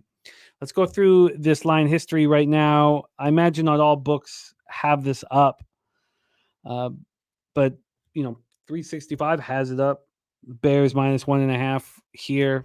We have line history wise. We'll use BetMGM line movements. This opened up with the Commanders -1.5. It moved to +1, +2, +2.5. But then when the news articles came out today saying they want him to play, they're hopeful he'll play, this moved back to +1. So we do have a 2.5 point move towards the Bears. They're now 1 point favorites, and that's juiced to -120. Then on the total, it's opened up at 47. If it's Marcus Mariota, we don't, this total moves down to 43.5. So let's get into the cash flow for the spot here. We have 31% of the tickets and 24% of the cash on the Bears on the spread. But on the money line, 39% of the tickets and 65% of the cash on the Bears. And on the total, 80% of tickets and 70% cash on the over. Let's talk about the Bears first. Their passing offense, 20th in the league, 196.7 yards per game. Rushing offense, 24th, just 104.8. And it's looked a lot better. Swift has looked a lot better of late. Their red zone offense, 3rd in the league. They're getting touchdowns 70.6% of the time. Their 3rd down offense, 21st. Converting just 35.4% of the time, but that's been better. Their pass defense is 7th in the league. They allow just 180 yards per game. Their rush defense, 11th. This is a great defense, 112 yards per game. The red zone defense is 5th in the league, allowing touchdowns just 43.8% of the time. And their 3rd down defense is 7th, allowing conversions 32.1% of the time. And this team's rolling. Coming in off their bye week, 3 straight wins. Their best record through 6 games since 2020. Remember that 2020 Bears team fell apart. They were 5-1. They ended up 8-8. They come back from Tottenham Hotspur Stadium in London, where they beat up on Jacksonville 35-16. 2 weeks ago. It's their longest win streak since that 2000 season. It's a 2020 season. If they beat the Commanders here, they'll have their first 4-game winning streak since they won the NFC North in 2018. They have not finished with a winning record since 2018. So polls, Eberflus feels like this team has turned the corner. It's the 3rd season under the 2 of them. You can certainly say that Caleb Williams looks good over his last how many games? Past 3 games, 60 of 81 for 687 yards, 7 touchdowns and 1 interception. That's pretty good. That's pretty elite. He threw for 226 yards and 4 touchdowns against Jacksonville. He also ran for 56. He completed 23 of 29 with a 124.4 rating. His very best rating was the week prior, 126.2 in that 36-10 win over Carolina. Before that 126.2, the highest rating by a Bears rookie since the AFL-NFL merger was Jim McMahon, 121.1 on December 26, 1982 against the Rams. Their defense looks very strong. They're now getting contributions from DeAndre Swift, who is being called out. Jaquan Brisker is still in concussion protocol. So we thought he'd be good to go here. He's still in concussion protocol. Tyreek Stevenson, another cornerback, dealing with a calf injury. They think he's going to be good to go. Cornerback Kyler Gordon with the hamstring injury and cornerback Terrell Smith with the hip injury. They're not confirming that any of these 4 will be back, but the one they're talking the highest about is Tyreek Stevenson. But we could see all 3 of those back if Brisker stays in concussion protocol. This Bears defense is ranked 6th overall, 4th in points allowed, and 3rd in takeaways. But there's the elephant in the room, and that's who have they been beating?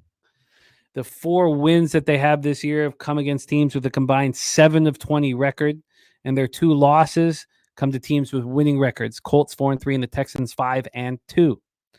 Let's talk about the Commanders. Passing offense 13th in the league, rushing offense 3rd in the league. I mean, we don't want to talk too much about this offense until we know is Jaden Daniels going to be a quarterback for this football team. Their pass defense is 12th in the league, 197.6 yards per game. Their rush defense 18th at 131.6. Their red zone defense is 29th. They allow touchdowns 71.4% of red zone opportunities. Their 3rd down defense is 23rd at 44%. With the injuries that this squad was dealing with, the Jonathan Allen injury was the latest one. I was thinking all week about taking the Carolina Panthers team total over, and I didn't. And thank God I didn't. But losing Jonathan Allen is a loss, but they're a pretty healthy group. Brandon Coleman is the only issue. He's in concussion protocol, their offensive tackle, but it's not like the most horrific loss that you could imagine. Commanders coming off a 47 victory over the Panthers without the services of Jaden Daniels. Again, they're hopeful that he'll be able to play. They outgained the Panthers 421-180 with Marcus Mariota, 18-23 for 205 yards, 2 touchdowns, no picks. Scary Terry caught 6 for 98. Brian Robinson Jr. had 12 carries for 71 yards and a touchdown. The Commanders combined for 37 carries and 214 yards. Pass rush had 2 sacks and 2 quarterback hits. Pass rush is kind of a Jekyll and Hyde spot. Cleveland Farrell's back, but they don't look great. Dante Fowler did return an interception, 67 yards to the house to start off the game. Emmanuel Forbes also had an interception. 26 first downs compared to the Panthers with just 10. And I said Brandon Coleman in concussion protocol. Take it away for us here, Troy. Bears, Commanders. Hey, personally, I really wish there was no Jaden Daniels injury looming so we can get a clear read on this opening line and where it's moved since. The Bears being road favorites against the mighty Commanders, it's pretty insane to see. But I think that this is really the first time the Commanders have seen a defense of the Bear stature who's elite in the secondary. They have a competent pass rush. They have speed at the linebacker position. And on the vice versa, on the other hand, you got the Bears defense who've seen QBs and offenses of the Commanders Commanders stature, mobile quarterbacks, elite quarterbacks like CJ Stroud. And I do believe the Bears have benefited from playing weak opponents the past few weeks. That's undeniable. That's a fact. But what it did do is it instilled confidence in a young group and a sense of belief for this Bears offense in particular that they needed in a bad way. I like the situation. Commanders coming off a blowout win, Bears coming off a bye week, and I expect them to be much healthier. This will be the best defense the Commanders have played all season. The rib injury with Jaden Daniels could be way more serious than people think, even if he plays. I think about some of the QBs who've sustained rib injuries in the past, and I don't want to ignore it, right? Justin Herbert. I feel like since the rib injury he had about a year and a half ago, he's never been the same quarterback since. If you look at the numbers, Carson Wentz is another one who had a severe rib injury. He really never let it heal, and look what happened to him. Drew Brees, another guy who had a rib injury, came back a few weeks later and was absolutely terrible, decided to retire because it was so bad. It's not an injury you want to play with. I have my rib half popping out of my side. When I take a deep breath, my rib is exposed, jutting out of my body because I played through a rib injury. Now, I'm not like an NFL player who's already getting paid the bag. I played through this injury because I had to have a shot in the NFL, right? These guys are already there. The rib injury is nothing to be fucking playing around with, especially if you're a rookie quarterback with this organization where they currently are.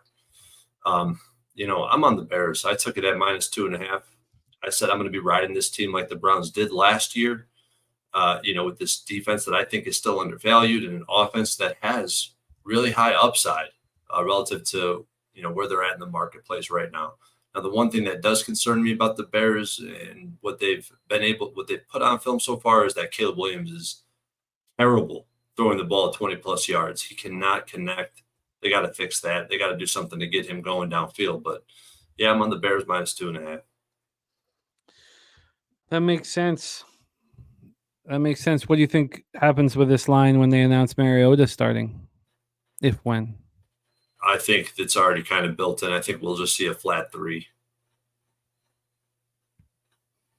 And if it's the other way around of Jaden Daniels, which I guess he could technically, I don't know how bad the rib injury is. I know like his mom was tweeting or something that, he's okay and whatnot. But I'm telling you right now, man, if he got removed from the game, that rib injury is bothersome, and it's not something that's easily treatable, man. I went to I exhausted all my freaking opportunities or chances, or all of the options that I had available, and there was not very many to deal with this rib injury. I don't think he's going to play. And I think the line is telling us that.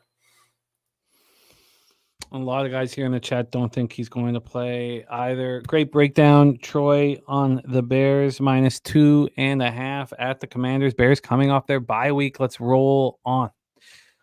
Next up for us, 8:20 p.m. Eastern. Dallas Cowboys 3-3, 3-0 on the road at San Francisco 49ers, 3-4, 2-2 at home. We're at Levi Stadium in Santa Clara, California. It's a beautiful night on Sunday night, 67 Fahrenheit, mostly cloudy, 11 mile per hour. This is my favorite rivalry, football. Brings me back to when I started loving football.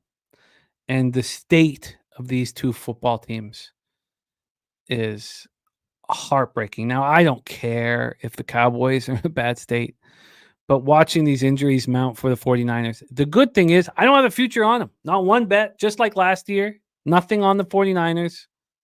Thank God. What a train wreck. Let's get into the line history here for this one. I know Gorky's already moved confidently on the Cowboys. Let's get into this line history. Again, we're using BetMGM opening lines and line movement. This is our Sunday nighter. I mean, this would have been just I mean, it still might be a good game, but good God. Look what's become of this. We have here over at BetMGM the Niners opening up at -5.5 at 7:41 p.m. on Sunday night. At 8:06 p.m. at BetMGM, they moved it to 6. Then it moved back about an hour and a half later to 5.5, and then it moved to 4. It's now at a 5. So we have a half-point move towards the Dallas Cowboys. I am surprised that the number is so that the Niners are such a big favorite. This total opened up at 49. It's down to 46.5. When we get to the cash flow for our Sunday nighter live stream right here on Pub Sports Radio, 45% of the tickets, 61% of cash on the Dallas Cowboys, 80% of tickets, and 70% cash on the over. Bankroll Spence says Niners are in a tough spot. Think Purdy bounces back. Dougie Wise says I think the Cowgirls win outright. So let's break this one down. Start with the Cowboys. Passing offense, second in the league with 259.3 yards per game. It's funny that they have 259.3 yards per game because CeeDee Lamb does not have a 100-yard game yet this season. But we know that they have no running game to speak of. They're last in the league with 77.2 yards per game. Dowdle is not him, and we know who Zeke is. Red zone offense, 31st in the league. They get touchdowns 37.5% of the time. I mean, you have a rushing offense of 32nd, a red zone offense of 31st. You're lucky to be 3-3. Third down offense is 10th in the league. Look, that's obviously helpful, 41%. Their pass defense, 19th in the league, allowing 213.3 yards per game. Their rush defense, 27th, allowing 143.2 yards per game. Their red zone offense is second worst in the league. Their red zone defense is second worst in the league. They allow touchdowns 73.7% of the time. Their third down defense is 10th at 32.9%. So they come in off their bye week. They come in off the worst home loss since Jerry Jones bought the team in 1989, 47-9 to the Lions. Prescott looked terrible. Lamb, he missed training camp, holding out for the new contract. He's not looked good. We've seen them bickering on the sidelines multiple times. Prescott has 5 turnovers in the past 2 games, 4 interceptions and a fumble. Cowboys are -6 in turnover margin. They have given up 460 yards per game at home. This is a team that's 3-0 on the road and 0-3 at home. Now here they're on the road, so we don't need to go over how bad they've been at home because they've been better on the road. Their defense is in trouble. Now, Micah Parsons is expected to play against the 49ers after missing 2 games with a high ankle sprain. Eric Kendricks has been, he missed the Detroit game with injuries. We don't know if he's going to play. And Deron Bland still with the stress fracture in his foot at the end of the preseason has not made his season debut. We know that they're already without DeMarcus Lawrence. You take DeMarcus Lawrence out. You take out Eric Kendricks. You don't have Deron Bland. It's a weak defense. Let's talk about the 49ers, and they're a mess. I mean, injuries have just wreaked havoc on this team. We can go over their stats first. Passing offense, 4th in the league, 254.4 yards per game. Obviously, now that Brandon Ayuk tore his ACL, that's just going to get worse. Now, CMC can come back here. We think he is going to come back. But why in the world would he come back the week before the bye? It just doesn't make any sense here. The 49ers and Steelers have bye weeks next week. So I personally don't believe that CMC is going to come back, but who cares what I think? We need to hear from them, and they think that he could be back this week. Their rushing offense is 7th, 149.9 points per game. We know Mason needs a break too.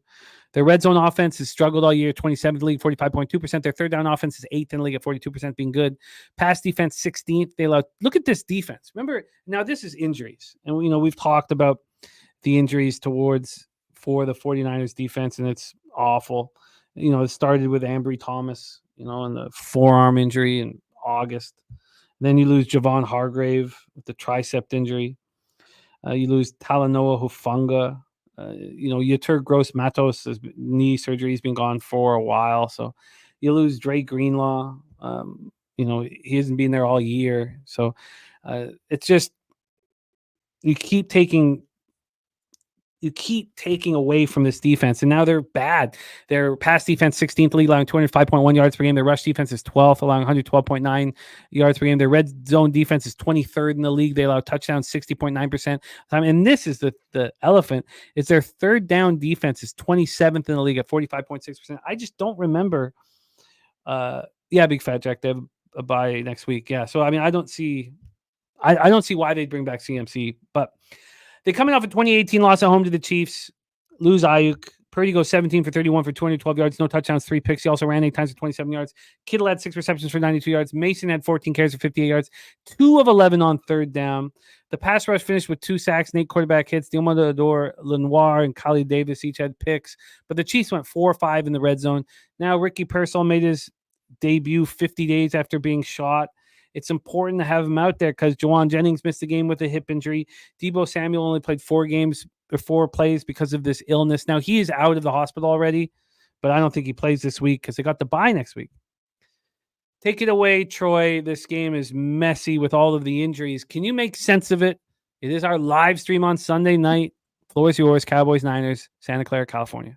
I think it's about time to get back on the Cowboys Express. I haven't been on for over a year now at this point. We've seen this number open at 6. It's down to -4.5. We all know what that means. It only means one thing. Got the Cowboys coming off a bye week after being completely embarrassed in their last outing. The 49ers are apparently, fixing to have their mini bear market after dominating for a few years because there's too many injuries at this point for this team to have any type of sustainable success. There's really 3 variables that have combined that led to Purdy's success. His acceptance and understanding of his role in the scheme, Shanahan's offensive brilliance and his ability to extract value out of his personnel, and the elite weapons that are surrounding him that are no longer there. And I think once you omit those weapons from being, surrounding a guy like Brock Purdy, Mr. Irrelevant, I think that's going to show. Especially each and every week, I think we're going to start seeing a little bit more. We've seen a lot of uncharacteristic throws from Brock Purdy last week against the Chiefs. Stuff you'd never see him do, he was starting to do. And I think he was getting a little nervous, a little uncomfortable with the situation. I think that only continues. I don't think the 49ers offense will function like we're accustomed to seeing from here on out. And my hesitation is obvious for backing the Cowboys from a matchup standpoint, right? The 49ers are vulnerable against competent rushing attacks. The Cowboys do not have a competent rushing attack. Despite how bad the 49ers offense looks relative to what they look like when they're at full strength, the Cowboys defense is grading out as the worst defense in the NFL. Still, the market is spoken. I'm on the boys. I got them +4.5, and I have the money line. Troy on the Cowboys +4.5 and the money line. I think that I looked at a couple more things there while you were talking. I think it's a couple things came out in the last few hours. CMC does not come back. It'd be foolish to bring him back before the bye week. Foolish. So, I think the fact that there's even some possibility of him coming back is why the line hasn't moved even further towards the Cowboys. Yeah, I think the Cowboys are in this game. If the 49ers were just to win outright, it'd be a big win for them. Battling adversity. If they were to win on a last-second field goal, it'd be a huge win for them. I think getting the 4.5 points it's almost a gift. And it must be bet. I agree with you. It must be bet. Now, Troy's already moved on it. I'm going to move on it tonight. Okay. That is our Sunday nighter. Let's talk Monday Night Football. Monday, October 28th. Now, I had planned on moving on this under 37.5 before the games played last Sunday, and I didn't get to it. And I was kind of upset about it. Now, watching the Steelers put up 37 points against the Jets maybe calmed some of those fears, but how many points are the Giants going to capably put up? This total opened up after the games on Sunday at 36.5. That was a key number at 37.5. It's okay that I didn't get it. I'm not going to bet it right now at 37.5, but I did kind of beat myself up for not moving on it on Friday or Saturday. Let's get into the line history here for this one. Sorry, I got to move this over here. Here we go. This is our Monday night live stream, Giants, Steelers.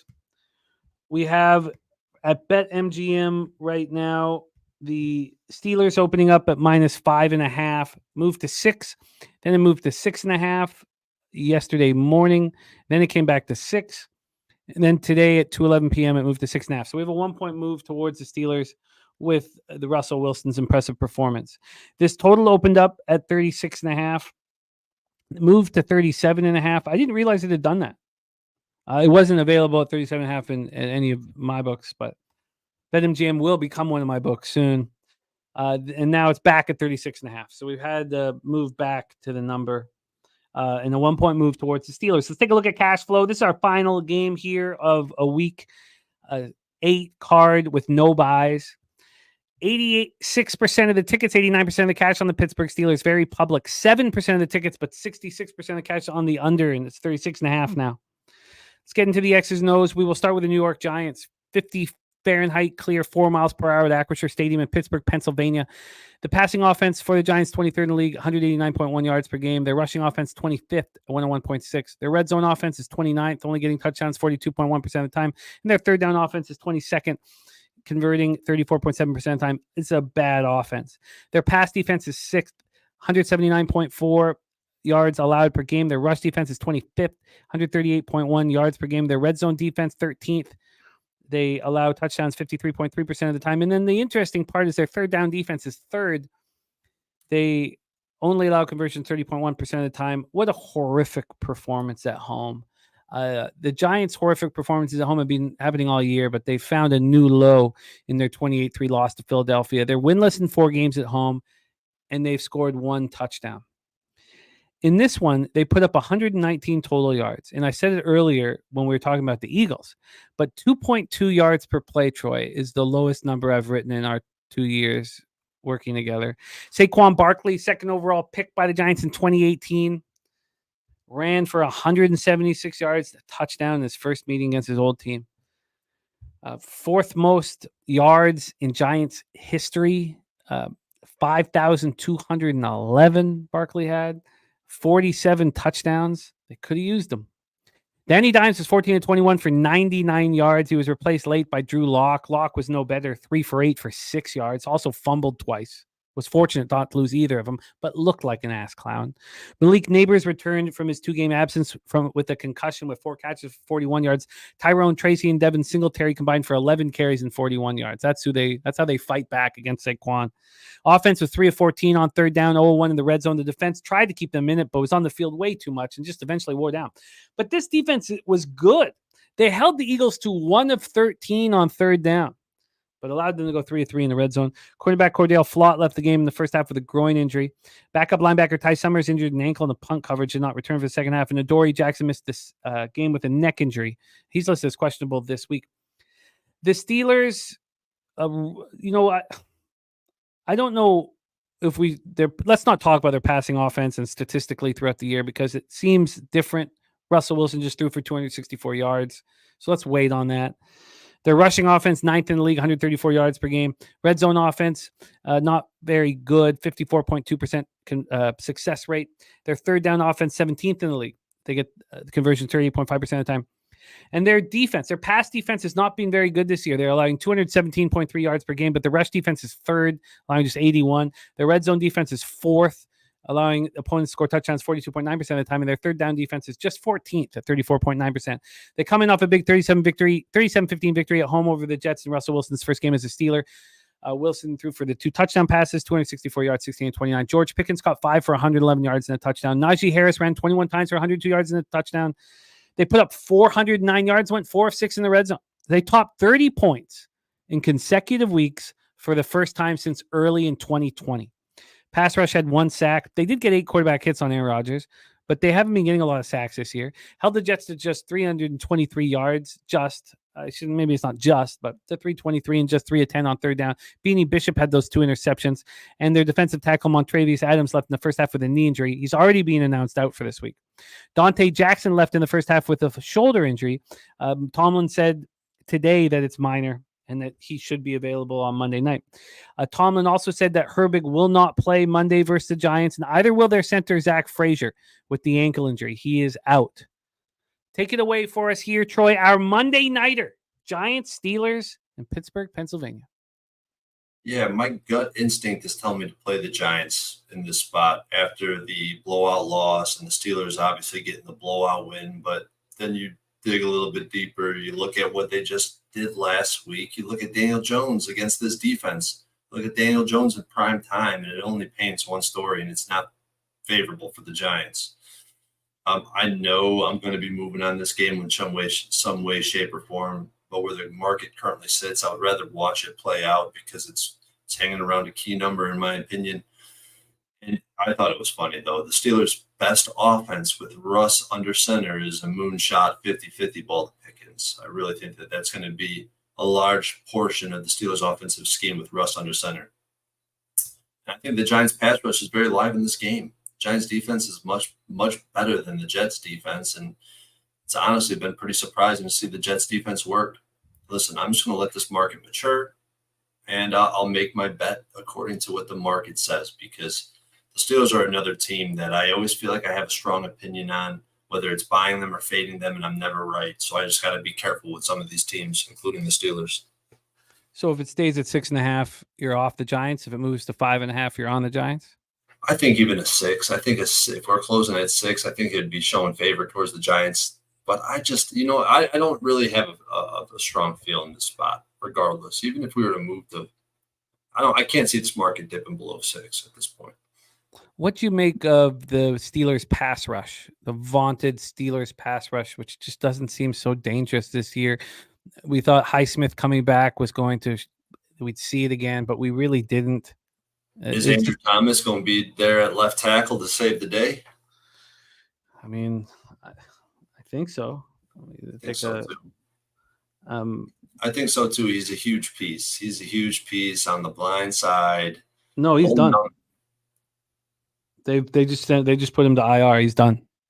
Holy shit! They put him on IR October 16th. I thought I underwent a season-ending surgery to address the foot injury. Done. Yeah, this is not a good spot. I know the Steelers pass rush is underperformed, but they're going up against this Giants offensive line, which is mincemeat. Yeah, out for the year, Jared TG saying, wow. So at this point, do you agree with the total going from 37.5 to 36.5? Yeah, I would have to say I agree, because I can't see how the Giants are going to be able to put up points. They're just going to try to limit possessions, work the clock. If they have any offensive success at all, that's going to be it. But then on the other hand, you got the Steelers. You got the moonshot Russell Wilson deep ball threat. You got the turnover for a touchdown threat for the Steelers as well. I don't know. It's just right now it's not clear to me what side I like in this spot, and I'm going to have to spend a lot more time with it. Well, we will have our live stream on Monday night. I think there's two things at play here. One, I think this would be a great spot to sell the Steelers high against the Giants. How do you back the Giants? Now, when you take the Giants out of East Rutherford, they play pretty good. I don't know how much faith to put into that. It doesn't really make sense that they'd be so horrific at home. My dude says, I'll say this. Russell Wilson didn't have a good game throwing the ball. George Pickens caught one ball that was lucky for a long reception. Another throwing was short. But that's what he does, though. Like, that's his thing. The 50-50 balls, he throws them in a great spot. Yeah, I can't say nothing bad about it, because to me it didn't seem very lucky. And Pickens is that type of receiver, that 50-50 ball receiver that you want on the other side of those things. Joseph Gomez says Danny Dimes bench for Drew Lock in this one. No, that could happen in the third quarter, or it's something, but certainly not to start things off. That is our Monday nighter. Our live stream is right here. We have no action. We have a lot of action on the Sunday nighter at this point, but it's Tuesday, October 22nd, and we have no action on the Monday nighter. Let's review all action here. Again, 16 games just broken down on this week 8 card. Troy gets his card started with the Vikings -3 on the Thursday nighter, and Ron Crawford, NFL play today, is the Vikings -3. Then on Sunday, I'm interested in the Eagles. I'm interested in them. Me too. Very interested. Yeah, and I might get there. I might even get there tonight. Browns team total over and the over. I want both of those. This is not the Ravens-Browns games of our past. It's not at all. Ravens pass defense 32nd. And now we have a better quarterback in Jameis Winston, which is hard for me. I really like that look, Jim. I really do.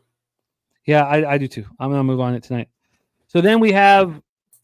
And by the way, I'm taking the Eagles right now, plus 2.5, minus 110 for the show's purpose, because I'm not going to be able to post my action for probably about 3 or 4 days. So I'm going to be on the Eagles plus 2.5. I might be on the money line. I might be teasing them up, but for right now, just give me the Eagles plus 2.5.